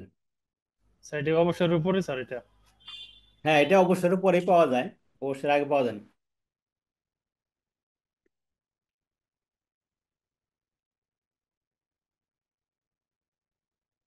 কোন স্বীকৃত তহবিল হইতে অনুমোদিত বার্ধক্য তহবিল, পেনশন তহবিল, অনুমোদিত আনুতোষিক তহবিল, কর্মচারী বা নিয়োগকর্তা কর্তৃক গৃহীত কোনো চাঁদা, কর্মচারী বা নিয়োগকর্তা হইতে গৃহীত কোনো চাঁদা আয়কর দেওয়া লাগবে না। তহবিল হইতে উহাদের সুবিধাভোগীদের মাঝে বিতরণকৃত আয় যাহা উক্ত তহবিল হইতে কর আরোপিত হইছে, যেমন ওই ফান্ডে, যেমন এখন তো provident fund, gratuity fund taxable করে দিয়েছে, 15% ট্যাক্স দিতে হয়। ওই ইনকামের উপর যেহেতু ট্যাক্স দেওয়া হয়ে গেছে, ওই ইনকামটা যখন ডিস্ট্রিবিউশন করা হবে মেম্বারদের মধ্যে, এরপরে আর ওখানে আর ট্যাক্স হবে না। তবে শর্ত থাকে যে যদি কোনো অনুমোদিত আনুতোষিক তহবিল হইতে করদাতা কর্তৃক আনুতোষিক হিসাবে গৃহীত অর্থ অনধিক 2,50,00,000 টাকার সীমা অতিক্রম করে, 2,50,00,000 টাকা যদি অতিক্রম করে তাহলে ওটার উপর ট্যাক্স দিতে হবে। বাট প্রভিডেন্ট ফান্ডের টাকা যে কোনো অ্যামাউন্ট পাইলেও আর ওটার মধ্যে ট্যাক্স দিতে হবে না।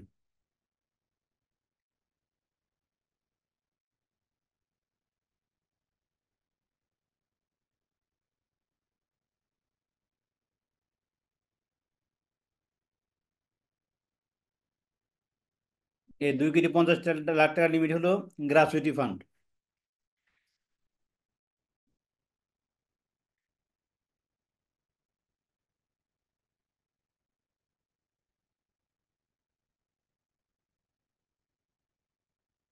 ভবিষ্যৎ তহবিল আইন 1925 সাল, যেটা সরকারি কর্মকর্তা কর্মচারীদের জন্য প্রযোজ্য, সেখান থেকে যদি কোনো আয় হয় সেই আয়টা আয়কর মুক্ত।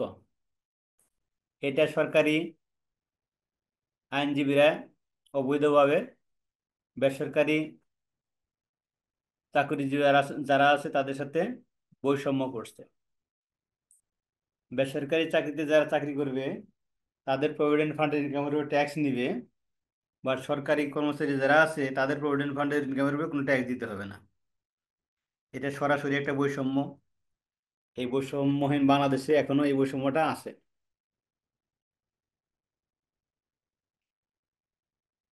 এটার ব্যাপারে কোনো ব্যবস্থা নেওয়া হয় নাই বা কোনো কেউ আপিল করেন এটা কি করার জন্য?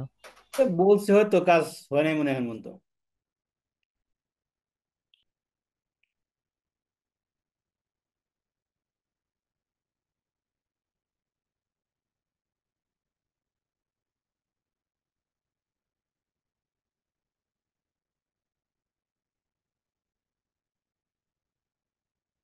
সরকারি সংস্থা, স্থানীয় কর্তৃপক্ষ, স্বায়ত্তশাসিত সংস্থা, আধা স্বায়ত্তশাসিত সংস্থা, তাদের নিয়ন্ত্রিত ইউনিট সমূহ বা প্রতিষ্ঠান সমূহের কোনো কর্মচারী কর্তৃক স্বেচ্ছায় অবসর গ্রহণের সময় এই উদ্দেশ্যে সরকার কর্তৃক অনুমোদিত কোনো পরিকল্পনা অনুসারে গৃহীত কোনো পরিমাণ অর্থ স্বেচ্ছায় যখন অবসর গ্রহণ করে তখন যে ক্ষতিপূরণটা পায় সেই ক্ষতিপূরণটা আয়কর মুক্ত।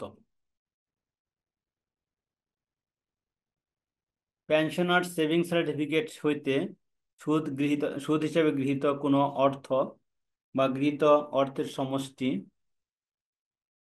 যেই ক্ষেত্রে সংশ্লিষ্ট আয় বর্ষের শেষে উক্ত সার্টিফিকেটের বিনিয়োগকৃত অর্থের মোট পুঞ্জীভূত অর্জিত মূল্য, প্রকৃত মূল্য বা আক্ষরিক মূল্য বা ক্রয় মূল্য অনধিক 5 লাখ টাকার বেশি না হয়। তার মানে হলো পেনশনার সেভিংস সার্টিফিকেটের 5 লাখ টাকা বিনিয়োগ করলে যা সুদ পাওয়া যাবে সেই সুদটা আয়কর মুক্ত। 5 লাখ টাকার অনধিক, 5 লাখ টাকার বেশি হলে হবে না।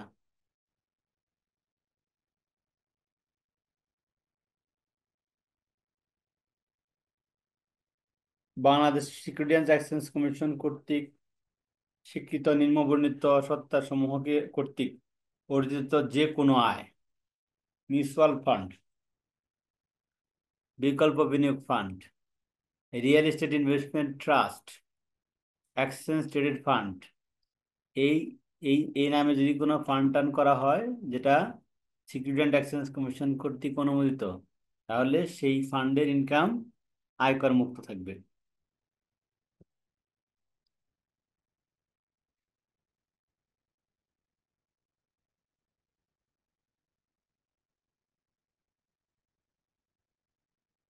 তাহলে না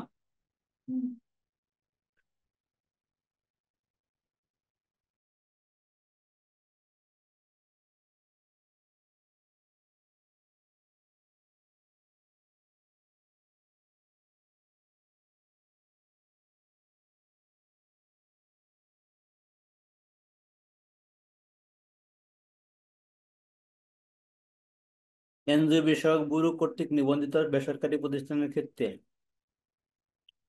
সম্পূর্ণ দাতব্য এবং ধর্মীয় উদ্দেশ্যে ধারণকৃত ট্রাস্ট বা অন্যবিধ আইনগত বাধ্যবাধকতার অধীন গৃহ সম্পত্তি অর্জিত আয়,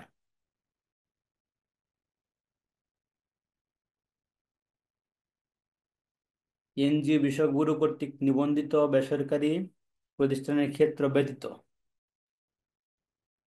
এনজিও বিষয়ক ব্যুরো কর্তৃক নিবন্ধিত বেসরকারি প্রতিষ্ঠানের ক্ষেত্র ব্যতীত এনজিও বাদ দিয়ে বাকি যেই দাতব্য বা ধর্মীয় উদ্দেশ্যে ধারণকৃত ট্রাস্ট অন্যবিধ আইনগত বাধ্যবাধকতার অধীনে গৃহীত গৃহ সম্পত্তি অর্জিত আয়, যদি উক্ত আয় সংশ্লিষ্ট আয় বছরে বাংলাদেশে দাতব্য ও ধর্মীয় উদ্দেশ্যে ব্যবহৃত হয়, আয়টা দাতব্য এবং ধর্মীয় উদ্দেশ্যে ব্যবহৃত হতে হবে। কোনো দাতব্য বা ধর্মীয় উদ্দেশ্যে ব্যবহৃত না হয়, বাংলাদেশে এরূপ উদ্দেশ্যে পূরণকল্পে পুঞ্জীভূত করা হয়, স্বতন্ত্রভাবে পৃথক করিয়া রাখা হয়।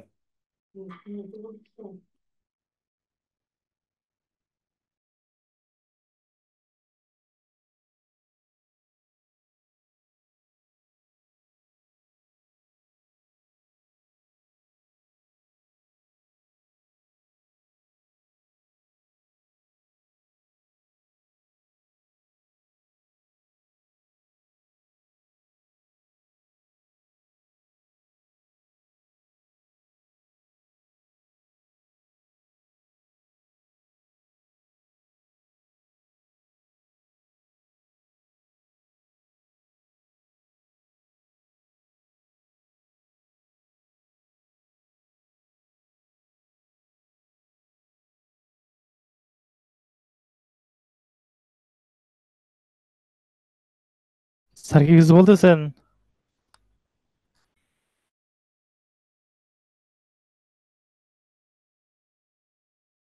হ্যাঁ, স্যার আমরা আচ্ছা।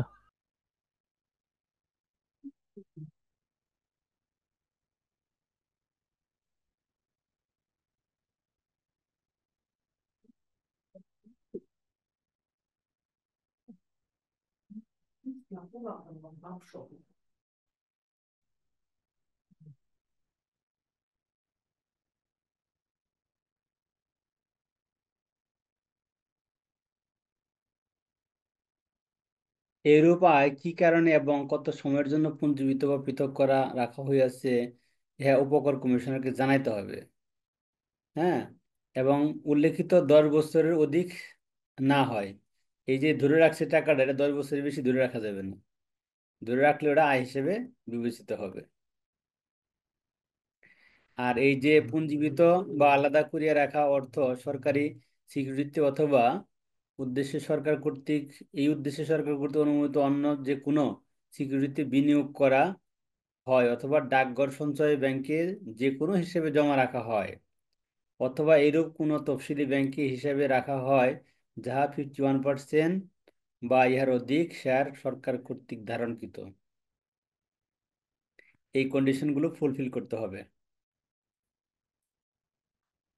দাতব্য প্রতিষ্ঠান কর্তৃক গৃহীত স্বেচ্ছায় প্রদত্ত চাঁদা যাহা কেবল ধর্মীয় বা দাতব্য উদ্দেশ্যে ব্যবহৃত হয়।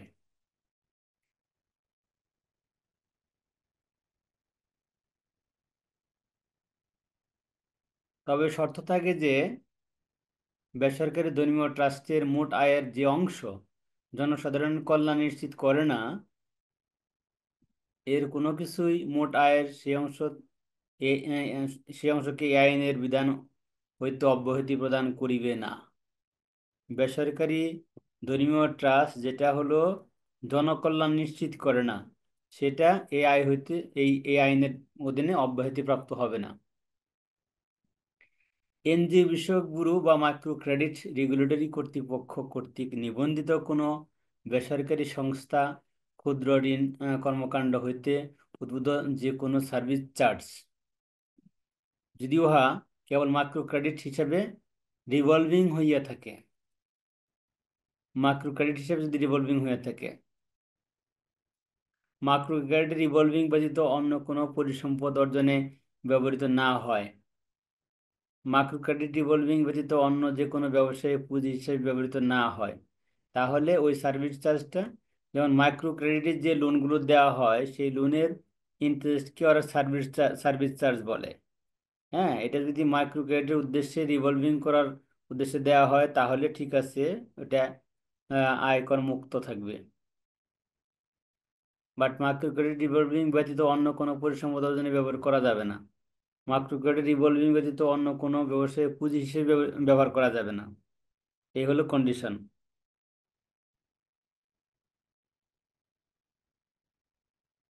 কোনো নিয়োগকারী কর্তৃক কোনো কর্মচারীর ব্যয় পুনর্ভরণ যদি কোনো নিয়োগকারী কোনো কর্মচারীকে এক্সপেন্স রিইম্বার্সমেন্ট দেয়, তাহলে সেটা আয়ের অন্তর্ভুক্ত হবে না।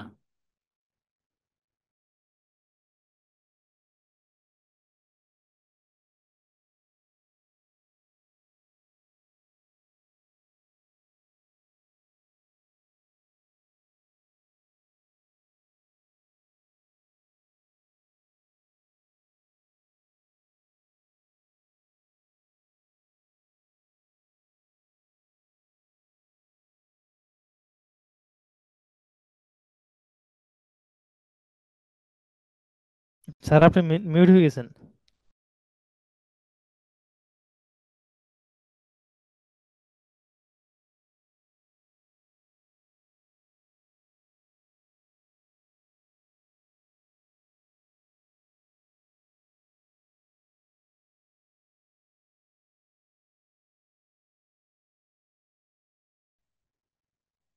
উক্ত ব্যয় সম্পূর্ণভাবে বা আবশ্যকতা অনুসারে কর্মচারীর দায়িত্ব পালনের সূত্রে ব্যয়িত হয়। যদি ওই ব্যয়টা আমরা আছে না যে অফিসের কাজকর্ম করতে গেলে আমাদের অনেক সময় দেখা যায় যে অ্যাডভান্স দিতে হয়, কিংবা কাজে বাইরে যেতে হয়, ট্রাভেল অ্যাডভান্স থাকে, আপনার কনভেয়ান্স থাকে, ট্রান্সপোর্টেশন থাকে, অন্য কোনো খরচ যেগুলো অফিসের হয়ে করতে হয়, সেগুলো যদি রিইম্বার্সমেন্ট করা হয় তাহলে that will not be treated as income, ওটা ইনকাম থেকে বাদ দেওয়া যাবে। নিয়োগকারীর জন্য উক্ত কর্মচারীর মাধ্যমে এরূপ ব্যয় নির্বাহ সর্বাধিক সুবিধাজনক ছিল। যদি এটা প্রতীয়মান হয় যে নিয়োগকারীর জন্য ওই ব্যয়টা ওইভাবে করাটাই সুবিধাজনক ছিল। তাহলে নিয়োগকারী কর্তৃক কোনো কর্মচারীর ব্যয় পুনর্ভরণ যদি তাহা হ্যাঁ আবশ্যিকভাবেই দেওয়া হয়, যেটা খরচ করার জন্য দেওয়া হয়েছে, তাহলে সেই ক্ষেত্রে ওটা আয়ের মধ্যে অন্তর্ভুক্ত হবে না।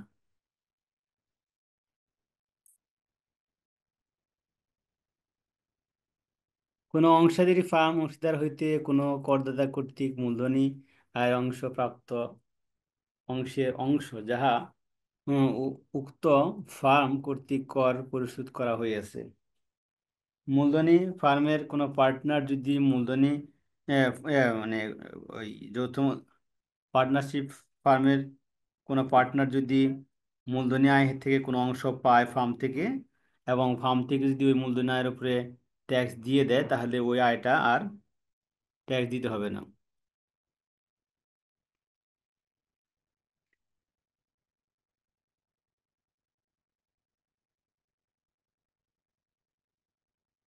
হিন্দু অবিভক্ত পরিবারের সদস্য হিসেবে একজন করদাতা যে পরিমাণ অর্থ প্রাপ্ত হন, যদি উক্ত পরিবার কর্তৃক উক্ত আয়ের উপর কর পরিশোধিত করা হয়ে থাকে, তাহলে আর এখানে হিন্দু পরিবার অবিভক্ত পরিবারের মেম্বারকে আর কর দিতে হবে না ওই আয়ের উপরে।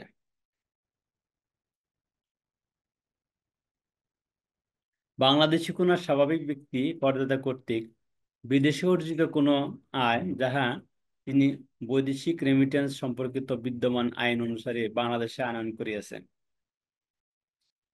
বাংলাদেশি কোনো স্বাভাবিক ব্যক্তি যদি বিদেশে কোনো ইনকাম করে এবং সেই ইনকামটা যদি ব্যাংকিং চ্যানেলের মাধ্যমে বাংলাদেশে নিয়ে আসে, তাহলে ওই আয়টা আয়কর মুক্ত।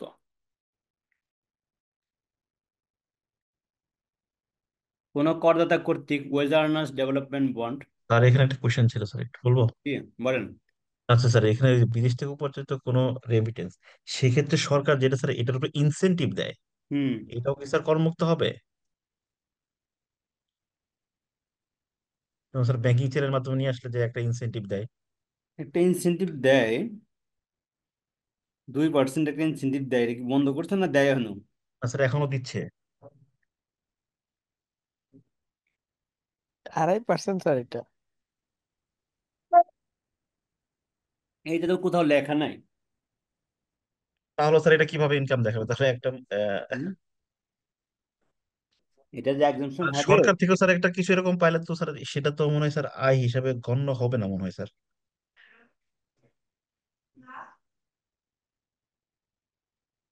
কিন্তু ওয়েজ আর্নার যারা আসে, তবে এটা এটা কোথাও নাই যে এটা মানে আয় হিসেবে আসবে না কিংবা আসবে। বুঝলাম যে বাইরে থেকে যেটা রেমিটেন্স হয়ে আসে সেটা এক্সেমটেড, বাট যেটা এখান থেকে দেয় প্রণোদনা, সেটা তো ট্যাক্সেবল হবে।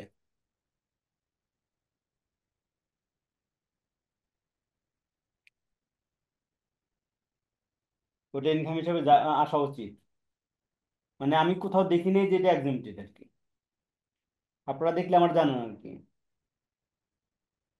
এরকম ডিসকাউন্ট তারপরে প্রিমিয়ামও আসলে ইনকামের সংজ্ঞায় পড়ে। আদার্স ইনকাম হবে স্যার। হুম। বিষয়টা হলো,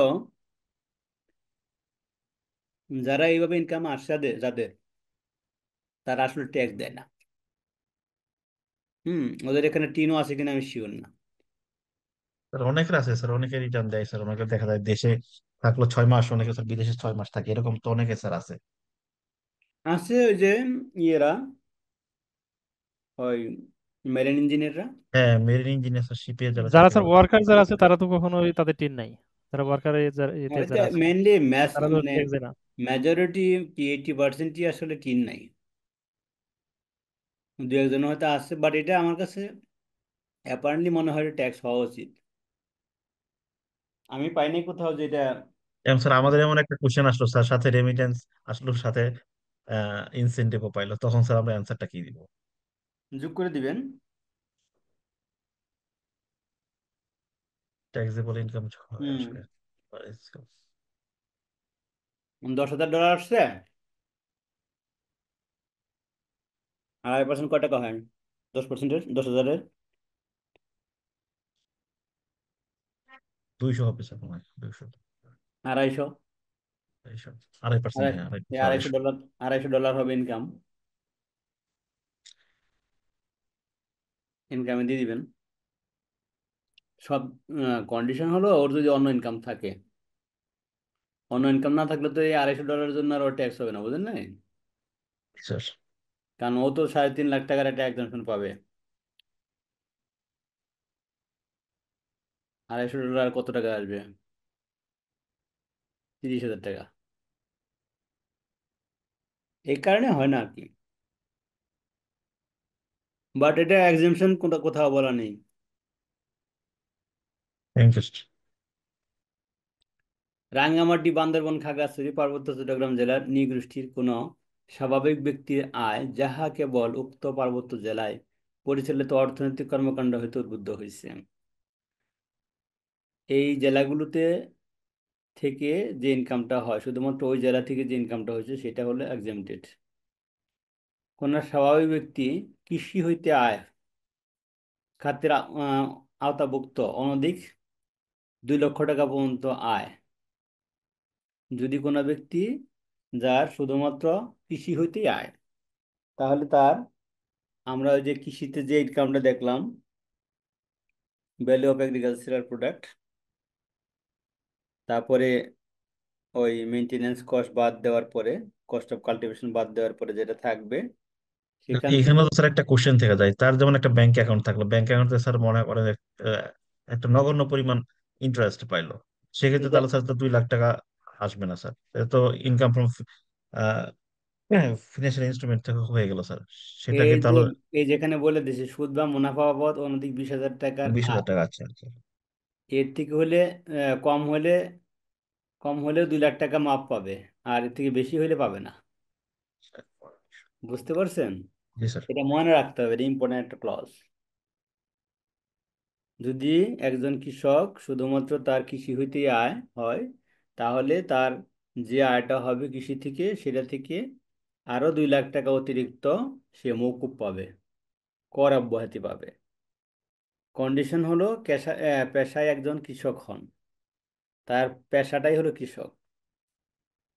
এছাড়া সংশ্লিষ্ট আয় বর্ষে নিম্নবর্ণিত আয় ব্যতীত কোনো আয় না থাকে, যেমন জমি চাষাবাদ হইতে উদ্বুদ্ধ আয় যেটা কৃষি আয়, এবং সুদ বা মুনাফা বাবদ মাত্র 20,000 টাকা, তার বেশি না, তাহলে সে আয় থেকে, কৃষি আয় থেকে 2 লাখ টাকা বাদ দিবে, তারপরে আরো 3,50,000 বাদ দিবে, তারপরে সে তার ট্যাক্স হবে। নট ব্যাড, খারাপ না। তাহলে স্যার এই কৃষকের কি ক্ষেত্রে কি তাহলে 4.5 লাখ আর 2 লাখ 6.5 লাখ হবে? হুম হুম হুম, ইয়েস। 6.5 লাখ হতো তো, 3.5 লাখ আর 2 লাখ, 5.5 লাখ। ইয়েস। 5.5 লাখ।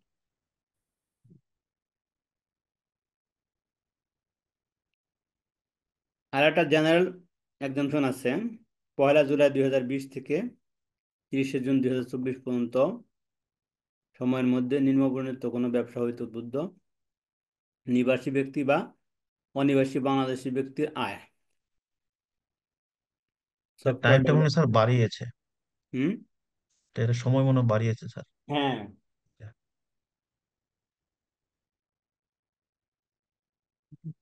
এটা প্রত্যেক বছরই বাড়ায়। জুন 27 পর্যন্ত বাড়িয়েছে।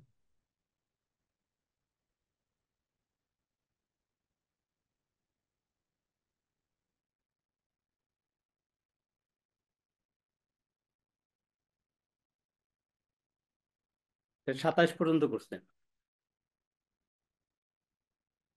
এটা 27শে জুন পর্যন্ত করছে, এটা 27শে জুন পর্যন্ত করছে।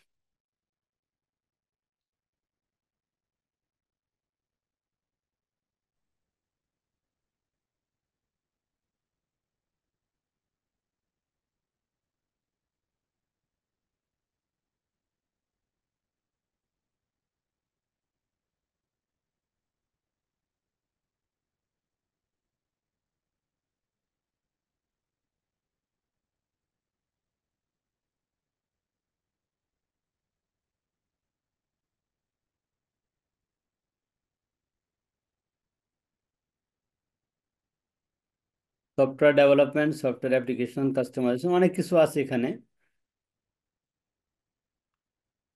একটু পরে মুখে মুখে মনে রাখার চেষ্টা করতে হবে। All this are technology related company, IT base company.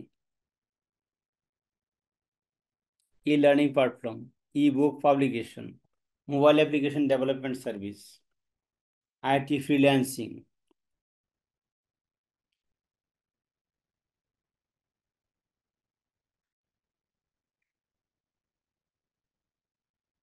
ওইগুলো থেকে উদ্বুদ্ধ আয় আয়কর থেকে অব্যাহতিপ্রাপ্ত হবে। এটার টাইমটা এক্সটেনশন আমি দেখতেছি। 1 জুলাই 2020 থেকে 2024 পর্যন্ত ছিল হস্তশিল্প রপ্তানি হইতে উদ্বুদ্ধ কোনো আয়। এটা কি এক্সটেনশন করছে? আমি দেখতেছি না আর কি এটা। না, এটা করে নাই স্যার। এটা হয়তো করলেও আগামী বছর করবে, এই বছর করবে। বাংলাদেশ সরকার শহীদ প্রোডাকশন শেয়ারিং কন্ট্রাক্ট এর অধীনে বাংলাদেশে পেট্রোলিয়াম পণ্য অনুসন্ধানে নিয়োজিত কোনো পেট্রোলিয়াম অনুসন্ধানকারী কোম্পানির পক্ষে সরকার কর্তৃক কর হিসেবে পরিশোধকৃত কোনো অর্থ। কি আরাম, বুঝতে পারছেন? সরকার তাদের পক্ষ থেকে যে করটা পরিশোধ করে সেটাও তাদের কর হিসেবে বিবেচনা করা যাবে, ইনকাম হিসেবে বিবেচনা করা যাবে না। আয়কর মুক্ত। যাতে ট্যাক্সও না দিতে হয়, সেটাও ওরা লিখে নিচ্ছে। এটাই বলে হলো বার্গেনিং পাওয়ার। যে কোনো পণ্য উৎপাদনে জড়িত ক্ষুদ্র ও মাঝারি শিল্প হইতে উদ্বুদ্ধ আয়। যে কোনো পণ্য উৎপাদনে জড়িত ক্ষুদ্র ও মাঝারি শিল্প হইতে আয় যাহার শিল্পটি নারীর মালিকানাধীন হইলে বাৎসরিক টার্নওভার অনধিক 70 লাখ টাকা, অন্যান্য ক্ষেত্রে বার্ষিক টার্নওভার অনধিক 50 লক্ষ টাকা। স্যার এখানে ক্ষুদ্র মাঝারি শিল্প বলতে স্যার মানে কোন এটা ধরনের হলো যে বাংলাদেশ ব্যবসা ব্যাংকের হিসাবে? সংজ্ঞা আছে ক্ষুদ্র মাঝারি, 3 কোটি টাকার নিচে টার্নওভার যাদের। আচ্ছা স্যার। তারপরে ইয়ে আছে না, শিল্পনীতি, শিল্পনীতিতে বলা আছে এগুলো ক্ষুদ্র এবং মাঝারি সংজ্ঞা।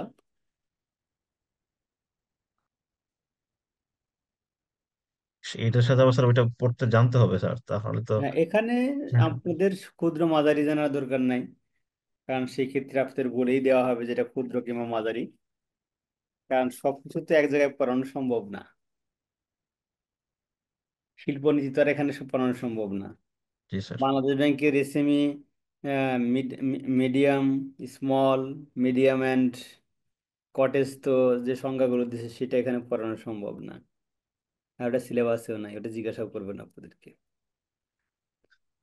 অন্যান্য ক্ষেত্রে এখানে তাহলে দেখলাম যদি মহিলা হয়, শিল্পটি যদি নারী মালিকানাধীন হয়, তাহলে 70 লাখ টাকা পর্যন্ত টার্নওভার এক্সেমটেড। যদি অন্যান্য ক্ষেত্রে হয় 50 লাখ টাকা পর্যন্ত টার্নওভার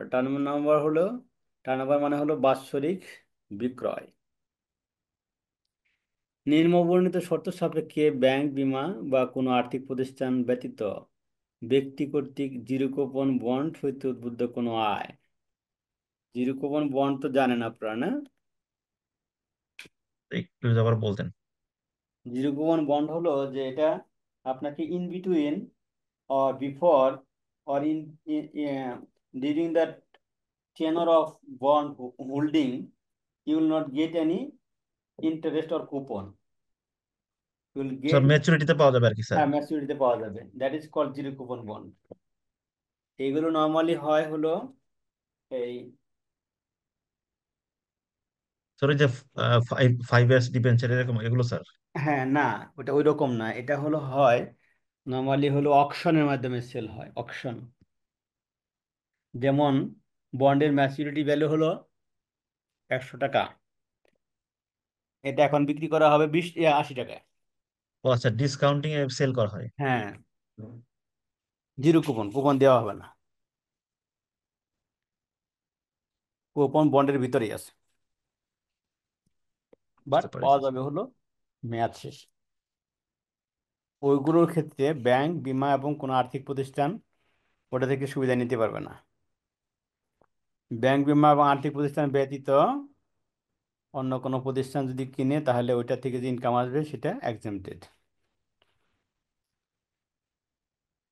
বাংলাদেশ ব্যাংক বা বাংলাদেশ সিকিউরিটিজ অ্যান্ড এক্সচেঞ্জ কমিশনের পূর্ব অনুমোদন গ্রহণ করিয়া কোনো ব্যাংক, বিমা বা আর্থিক প্রতিষ্ঠান কর্তৃক উক্ত জিরো কুপন বন্ড ইস্যু করা হইয়াছে। যে কেউ এটা জিরো কুপন বন্ড ইস্যু করতে পারে, বাট ওটা বাংলাদেশ সিকিউরিটিজ অ্যান্ড এক্সচেঞ্জ কমিশনের পারমিশন লাগবে। বাংলাদেশ ব্যাংক অথবা বাংলাদেশ সিকিউরিটিজ অ্যান্ড এক্সচেঞ্জ কমিশনের পূর্ব অনুমোদনের গ্রহণ করিয়া কোনো ব্যাংক, বিমা, আর্থিক প্রতিষ্ঠান ব্যতীত অন্য কোনো প্রতিষ্ঠান কর্তৃক জিরো কুপন বন্ড ইস্যু করা হইয়াছে। কোনো শিক্ষা প্রতিষ্ঠান কর্তৃক গৃহীত এরূপ কোনো আয় যাহা আর্থিক পরিসম্পদ হইতে আয়। এই যে বিভিন্ন শিক্ষা প্রতিষ্ঠান থেকে যে আয়টা হয় সেটা, কোনো শিক্ষা প্রতিষ্ঠান কর্তৃক গৃহীত এরূপ কোনো আয় যাহা আর্থিক পরিসম্পদ হইতে আয় হিসাবে পরিগণিত নহে। আর্থিক পরিসম্পদ হইতে আয় হিসাবে পরিগণিত নহে এবং যদি শিক্ষা প্রতিষ্ঠানটি নিম্নবর্ণিত শর্তাবলী পরিপালন করে। টার্মটা স্যার ক্লিয়ার না। হ্যাঁ, সাউন্ড শুনতে পাচ্ছেন না? স্যার টার্ম, এই শর্তটা স্যার ক্লিয়ার না স্যার, আর্থিক পরিসম্পদ হইতে শর্তটা আয়। হলো যে এটা ফাইন্যান্সিয়াল অ্যাসেট থেকে ইনকাম হওয়া যাবে না, যেমন bank deposit, treasury bill, bond, সঞ্চয়পত্র। যেমন শিক্ষা প্রতিষ্ঠানে অনেকেরই অনেক ফান্ড আছে না, জি স্যার। ওই হুম। ফান্ডগুলো তো ওরা ব্যাংকে রাখে। ওই ব্যাংকে রাখলে যে ইন্টারেস্টটা হবে সেটার উপর ট্যাক্স দিতে হবে, সেটা আয় হিসেবে বিবেচিত হবে। যদি বন্ডে ইনভেস্টমেন্ট করে, ট্রেজারি বন্ড, তাহলে সেটা থেকে যে ইনকামটা আসে সেটা আয় ট্যাক্স দিতে হবে। সঞ্চয়পত্র যদি করে তাহলেও সেটার উপর ট্যাক্স দিতে হবে। বাট এছাড়া যদি অন্য কোনো আয় হয়, এই উৎস ছাড়া, ফাইন্যান্সিয়াল অ্যাসেট ছাড়া, তাহলে সেটা আর ট্যাক্স দিতে হবে না। যেমন হলো স্কুলের চাঁদা, ফিস, ডোনেশন, এইগুলো এগুলো থেকে ইনকাম হয় না, জি স্যার। এটা ট্যাক্স দিতে হবে না। সরকারের এমপিভুক্ত মাসিক পে অর্ডারের জন্য তালিকাভুক্ত হয় যদি এমপিওভুক্ত কোনো স্কুল হয়। সরকার কর্তৃক অনুমোদিত কারিকুলাম অনুসরণ করে যদি এমন কোনো স্কুল হয়। সরকারি কারিকুলাম তো সবাই অনুসরণ করে। সরকারি বিধিবিধান অনুসারে গঠিত কোনো পরিচালনা পরিষদ কর্তৃক পরিচালিত হয়। এই তিনটা কন্ডিশন মানলে ফাইন্যান্সিয়াল অ্যাসেট ছাড়া বাকি যে ধরনের ইনকাম হবে সবগুলো ইনকাম আয়কর মুক্ত।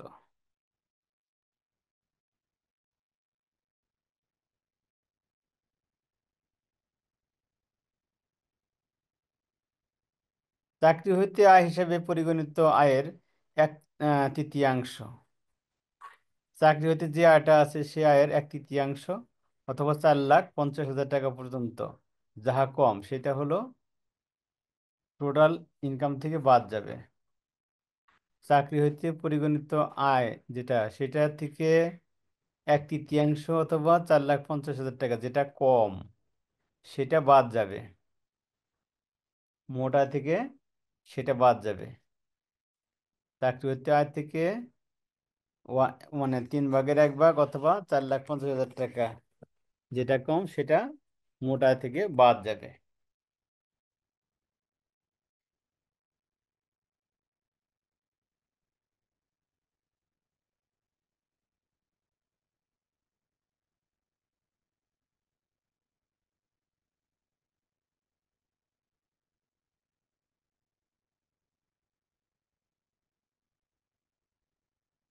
কোনো সরকারি বিশ্ববিদ্যালয় বা কোনো আইনের অধীনে প্রতিষ্ঠিত এবং chartered accountant, cost and management accountant, charter secretary কোনো পেশাজীবী সংগঠন কর্তৃক পরিচালিত কোনো পেশাজীবী প্রতিষ্ঠান, প্রফেশনাল ইনস্টিটিউট কর্তৃক গৃহীত সুদ বা লভ্যাংশ ব্যতীত অন্য কোনো আয়। এই সুদ বা লভ্যাংশ ব্যতীত অন্য যে আয়টা আছে সেটা আয়কর মুক্ত। কোনো ব্যক্তি কর্তৃক বাংলাদেশে মুক্তিযোদ্ধা কল্যাণ ট্রাস্ট হইতে গৃহীত সম্মানী বা ভাতা প্রকৃতির কোনো অর্থ বা সরকারের নিকট হইতে গৃহীত কোনো কল্যাণ ভাতা, কোনো ব্যক্তি কর্তৃক বাংলাদেশ মুক্তিযোদ্ধা কল্যাণ ট্রাস্ট হইতে মুক্তিযোদ্ধা কল্যাণ ট্রাস্ট হইতে যদি কোনো ইনকাম পান আপনি বা কোনো সম্মানী পান, তাহলে সেটা আয়কর মুক্ত। সরকার হইতে কোনো ব্যক্তি কর্তৃক গৃহীত কোনো পুরস্কার, সরকার যদি আপনাকে কোনো পুরস্কার দেয়, তাহলে সেই পুরস্কারটা আয়কর মুক্ত। স্যার এটা তো ইনসেন্টিভও হইতে পারে স্যার, এটা ওটা পুরস্কার না, পুরস্কার হবে না। পুরস্কার তো হলো অ্যাওয়ার্ড, রিকগনিশন হিসেবে। ইনসেনটিভ তো আপনার দেয় হলো আইনের মাধ্যমে, সবারই দেয়, কোনো রিকগনিশন হিসেবে না। কোনো বৃদ্ধাশ্রম পরিচালনা হইতে উদ্বুদ্ধ কোনো আয়, কোনো কোম্পানির অনুকূলে বণ্টিত কর, পুরস্কৃত লভ্যাংশ, যদি উক্ত লভ্যাংশ বিতরণকারী কোম্পানি উক্ত কর পুরস্কৃত লভ্যাংশের জন্য পৃথক হিসাব সংরক্ষণ করে।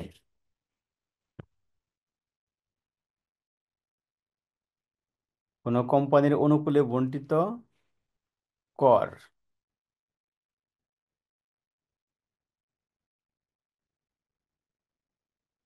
কর পরিশোধিত লভ্যাংশ, যদি উক্ত লভ্যাংশ বিতরণকারী কোনো কোম্পানি কর পরিশোধিত লভ্যাংশের জন্য পৃথক হিসাব সংরক্ষণ করে।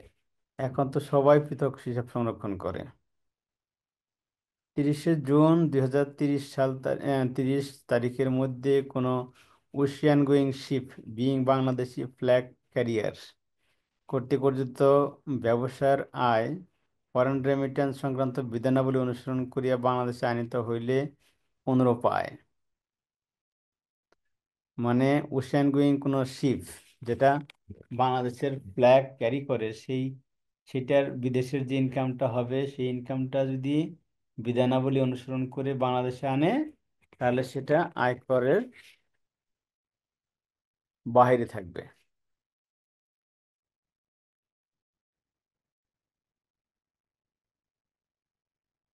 আজকে আমরা যা আলোচনা করতেছি থিওরিটিক্যাল পার্টটা শেষ, নেক্সট ক্লাসে ইনশাল্লাহ অঙ্ক করবো আর কি।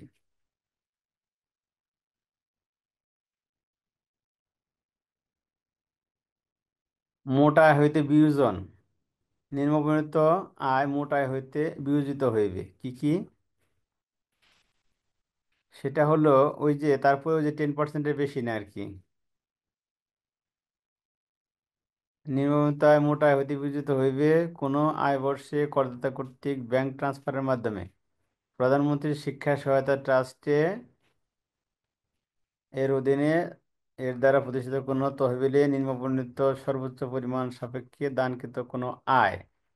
কোনো কোম্পানি আয়ের 10% বা 8 কোটি টাকা, দুইয়ের মধ্যে যেটা কম, 10% কিংবা 8 কোটি টাকা, এর দুইয়ের মধ্যে যেটা কম, সেই সেই পরিমাণ ট্রান্সফার করলে কোম্পানি ব্যতীত কোনো করদাতা আয়ের 10% বা 1 কোটি টাকা, এই দুইয়ের মধ্যে যেটা কম, ওই যে আমরা পড়ে আসলাম যে 10% ডিডাক্টেবল হবে, আয়কর আয়ের বাইরে থাকবে, মানে বিয়োগ বিয়োগ করা যাবে, বিয়োজনযোগ্য ইনকাম। 78-এ পড়লাম মনে হয়।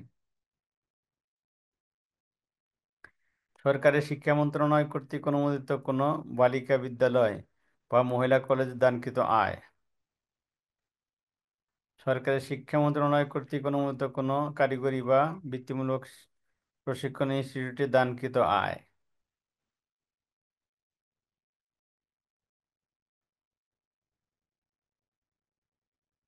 কোনো আয় বর্ষে করদাতা কর্তৃক ব্যাংক ট্রান্সফারের মাধ্যমে কৃষি বিজ্ঞান প্রযুক্তি ও শিল্প উন্নয়নের জন্য গবেষণা ও উন্নয়নের সহিত সম্পৃক্ত কোনো জাতীয় পর্যায়ের প্রতিষ্ঠানের দানকৃত আয়। এই যে আমরা দেখলাম এই সেকশনে করা যাবে, এগুলো হলো ডোনেশন। হ্যাঁ, প্রধানমন্ত্রীর শিক্ষা ট্রাস্টেও দেওয়া যাবে, বাট সেটা কোম্পানির ক্ষেত্রে 10% অথবা 8 কোটি টাকা সর্বোচ্চ 1 বছরে, ব্যক্তির ক্ষেত্রে 1 কোটি টাকা অথবা 10% অফ তার টোটাল ইনকাম, এর বেশি দেওয়া যাবে না। এই যে এইসব ক্ষেত্রে দেওয়া যাবে, দিলে ওটা টোটাল ইনকাম থেকে বাদ দেওয়া যাবে। যেমন একজন লোকের ইনকাম হলো, মোট ইনকাম 80 লাখ টাকা, সে প্রধানমন্ত্রীর শিক্ষা তহবিলে দান করছে 4 লাখ টাকা, তাহলে 80 লাখ মাইনাস 4 লাখ, তাহলে 76 লাখ টাকার উপরে তার ট্যাক্স হবে।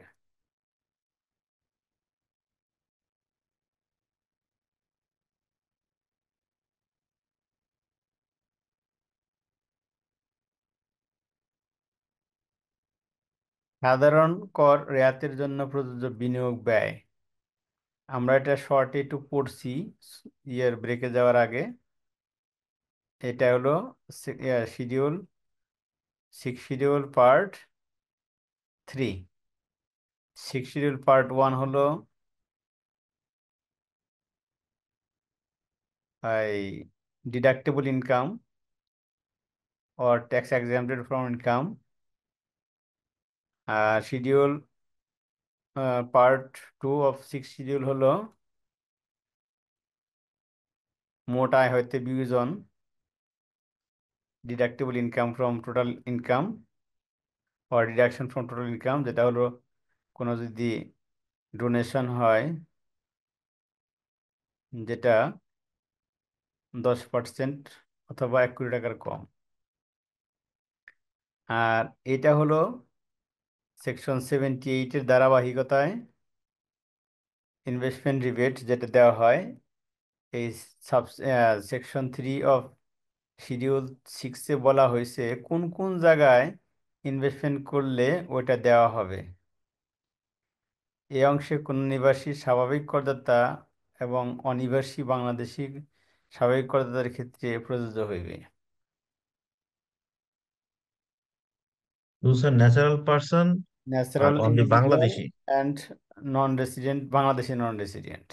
মানে বাংলাদেশি হইতে হবে, সে নিবাসী হোক আর অনিবাসী হোক। Non resident, non resident but he is Bangladeshi. আর হলো ন্যাচারাল পার্সন, এই এই দুজনের ক্ষেত্রে প্রযোজ্য হবে এই সেকশনটা, অন্য কেউ পাবে না। সাধারণ কর রেয়াত প্রযোজ্য এরূপ অনুমোদনযোগ্য বিনিয়োগ ও ব্যয় নিম্নে: জীবন বীমা বা চুক্তির ভিত্তিক ডেফার্ড অ্যানুইটি, যেটা 10%-এর বিমা প্রিমিয়াম, বিমা পলিসি 10%-এর বেশি হবে না। যেমন পলিসি বিমা যদি পলিসি বলতে স্যার ফেস ভ্যালু যেটা যেটা থাকে। যেটা পাবে আর কি, কারণ অনেকে 10 লাখ টাকার করে, অনেকে 20 লাখ টাকার করে। 20 লাখ টাকার করলে 10% 2 লাখ টাকা, তার বেশি না। 10 লাখ টাকা করলে 10% 1 লাখ টাকা, তার বেশি না। এখানে স্যার আবার একটা প্রিমিয়াম প্রদান আছে স্যার, প্রিমিয়াম প্রদান আর হইলো স্যার ওইটার 10%, যেটা কি স্যার কম সেটা। কম, যেটা কম, ম্যাক্সিমাম হলো 10%, জি স্যার। ম্যাক্সিমাম 10%। আর যে অ্যাকচুয়াল তো কম হলে সেটা কম, অবশ্যই কম।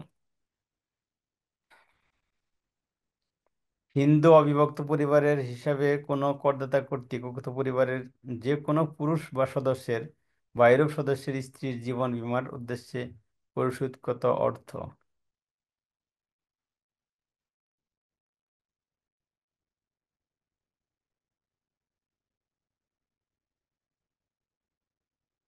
তবে শর্ত থাকে যে প্রযোজ্য ক্ষেত্রে জীবন বীমার পলিসির প্রিমিয়াম বা চুক্তিভিত্তিক ডেফার্ড অ্যানুইটি এর জন্য পরিশোধিত অর্থ বাংলাদেশে পরিশোধিত পরিশোধ না করা হইলে এই অনুচ্ছেদ বা অনুচ্ছেদ 1 এর অধীনে কোনো অব্যাহতি অনুমোদনযোগ্য হইবে না। এই প্রিমিয়ামটা বাংলাদেশে পরিশোধ করতে হবে, বাংলাদেশের বাইরে করলে এটা অনুমোদনযোগ্য হবে না। স্যার উপরে যেটা স্যার একটু ছিল জীবন বীমা, এটা কি স্যার যে ন্যাচারাল পার্সন তার ওয়াইফ তার সন্তানের নামে করলে সেটাও পাবে? পাবে, ডিপেন্ডেন্ট, ডিপেন্ডেন্ট। ওইখানে স্যার আবার তো এখানে বলা নাই, কিন্তু আবার হিন্দু অবিভক্ত পরিবার এর কথা বলা আছে। নিজের স্ত্রী, ও, নিজের এই জন্য স্বামী স্ত্রী তার অথবা তার স্বামী কোনো স্ত্রী, তার কোনো অপ্রাপ্তবয়স্ক। অপ্রাপ্তবয়স্ক সন্তানের জন্য, এইটাই হলো ডিপেন্ডেন্ট। বুঝছেন?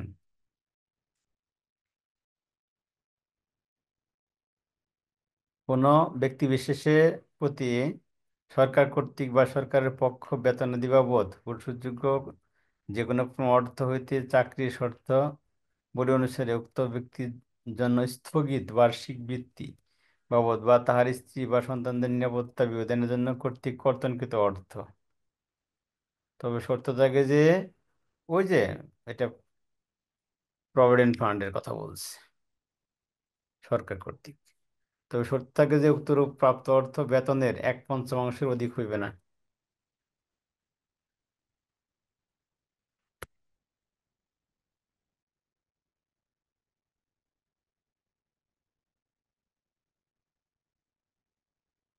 প্রভিডেন্ট ফান্ড অ্যাক্ট 1925 এর বিধানাবলী প্রযোজ্য।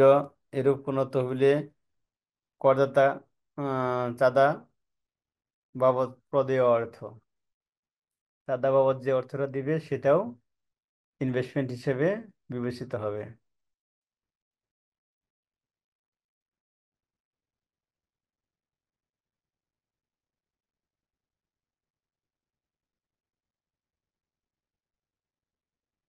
মানে করদাতা এবং কি স্যার এমপ্লয়ার দুইটাই তো স্যার। দুইটাই আসবে, দুইটাই আসবে।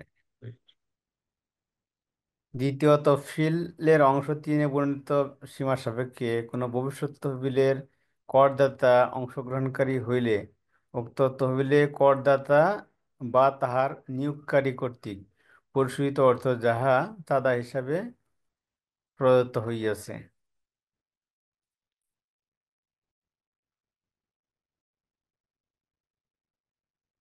ওই তহবিলে যা টাকা যাবে সবটুকুই হলো ইনভেস্টমেন্ট অ্যালাউন্স।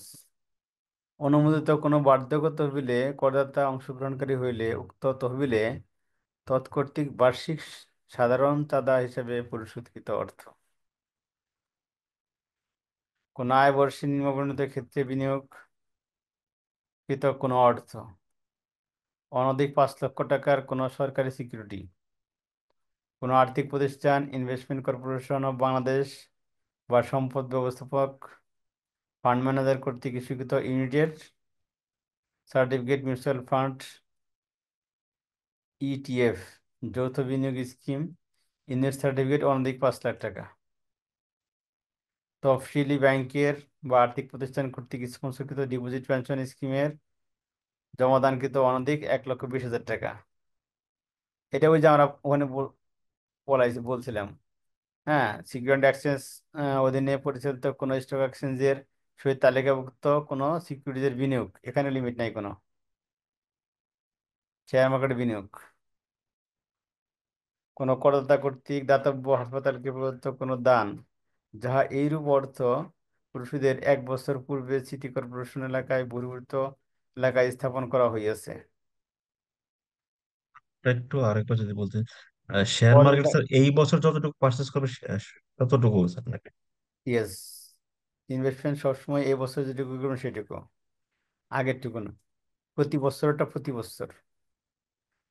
করদাতা কর্তৃক কোনো দাতব্য হাসপাতালকে প্রদত্ত কোনো দান, দাতব্য মানে হলো চ্যারিটেবল হসপিটাল, যেটা হলো টাকা নেওয়া হয় না, ফর জেনারেল পিপল। চ্যারিটেবল পারপাসটা হতে হবে জেনারেলাইজ, কোনো একটা গোত্র গোষ্ঠী বা পরিবারের জন্য হলে হবে না। এরূপ অর্থ পরিশোধের 1 বছরের মধ্যে এক বছর পূর্বে সিটি কর্পোরেশন এলাকায় বহির্ভূত এলাকায় স্থাপন করা হয়েছে। সিটি কর্পোরেশন এলাকার ভিতরে হসপিটাল করলে হবে না, সিটি কর্পোরেশন এলাকার বাইরে করতে হবে। 1 বছর পূর্বে করলে অসুবিধা নেই। তাহলে সেই ক্ষেত্রে এই দানটা অনুমোদনযোগ্য। বোঝা গেল? এটা বুঝছেন?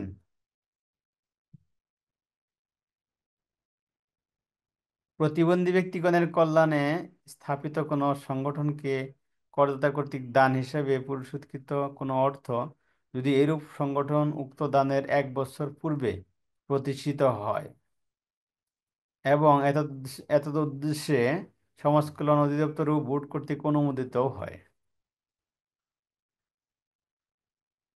করদাতা কর্তৃক জাকাত হিসেবে জাকাত তহবিলে অথবা জাকাত চাঁদা বা দান হিসেবে জাকাত তহবিল ব্যবস্থাপনা আইন 2023 দ্বারা বা ইহার অধীনে প্রতিষ্ঠিত কোনো দাতব্য তহবিলে পরিশোধকৃত কোনো অর্থের পরিমাণ। জাকাত যদি জাকাত তহবিলে, সরকারের জাকাত তহবিলে দেওয়া হয় তাহলে সেটাও বিনিয়োগযোগ্য, মানে বিনিয়োগ হিসেবে বিবেচিত হবে। স্ত্রী, সন্তান, নির্ভরশীল অন্য কারো সুবিধা প্রদানার্থে কল্যাণ তহবিলে প্রদত্ত অর্থ যাহা যৌথ বীমা স্কিমের অধীনে কোনো প্রিমিয়াম বাবদ পরিশোধিত অর্থ যদি এরূপ তহবিল অথবা স্কিম বোর্ড কর্তৃক এতদ উদ্দেশ্যে অনুমোদিত হয়। সরকার কর্তৃক অনুমোদিত কোনো জনকল্যাণমূলক বা শিক্ষামূলক প্রতিষ্ঠানে করদাতা কর্তৃক অনুদান হিসেবে প্রদত্ত অর্থ। সরকার কর্তৃক যদি কোনো জনকল্যাণমূলক প্রতিষ্ঠান থাকে বা শিক্ষা প্রতিষ্ঠান থাকে, সেখানে যদি কোনো অনুদান দেওয়া হয়, সেই অর্থটাও বিনিয়োগ হিসেবে বিবেচিত হবে। স্বাধীনতা যুদ্ধের স্মরণে প্রতিষ্ঠিত কোনো জাতীয় পর্যায়ের শিক্ষা প্রতিষ্ঠানে কোনো করদাতা কর্তৃক অনুদান হিসেবে প্রদত্ত কোনো অর্থের পরিমাণ।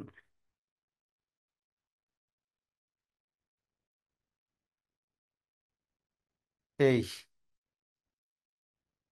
এই ছিল মোটামুটি আমাদের আলোচনা আজকের।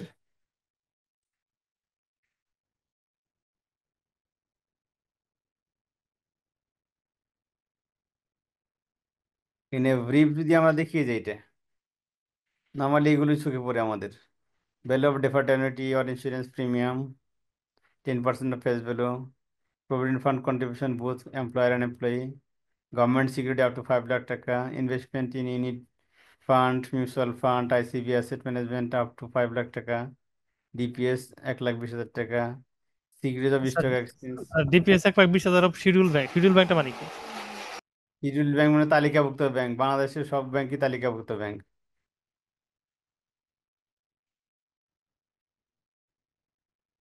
তা যদি বিশেষায়িত বাংলাদেশের ব্যাংক হয় সেক্ষেত্রেও স্যার হবে? সেটাও তালিকাভুক্ত ব্যাংক, ইয়েস। তো সেটাও তালিকা তালিকাভুক্ত ব্যাংক তালিকা বাংলাদেশে বাংলাদেশ ব্যাংকের তালিকা ছাড়া কোনো ব্যাংক নাই। করতে পারে না, ব্যাংকিং করা সম্ভব না। তো আজকের আলোচনা এখানেই শেষ। আমরা নেক্সট ক্লাসে ইনশাল্লাহ অঙ্ক করব। নেক্সট ক্লাসটা আমাদের বৃহস্পতিবারে আছে, শুক্রবারে আছে।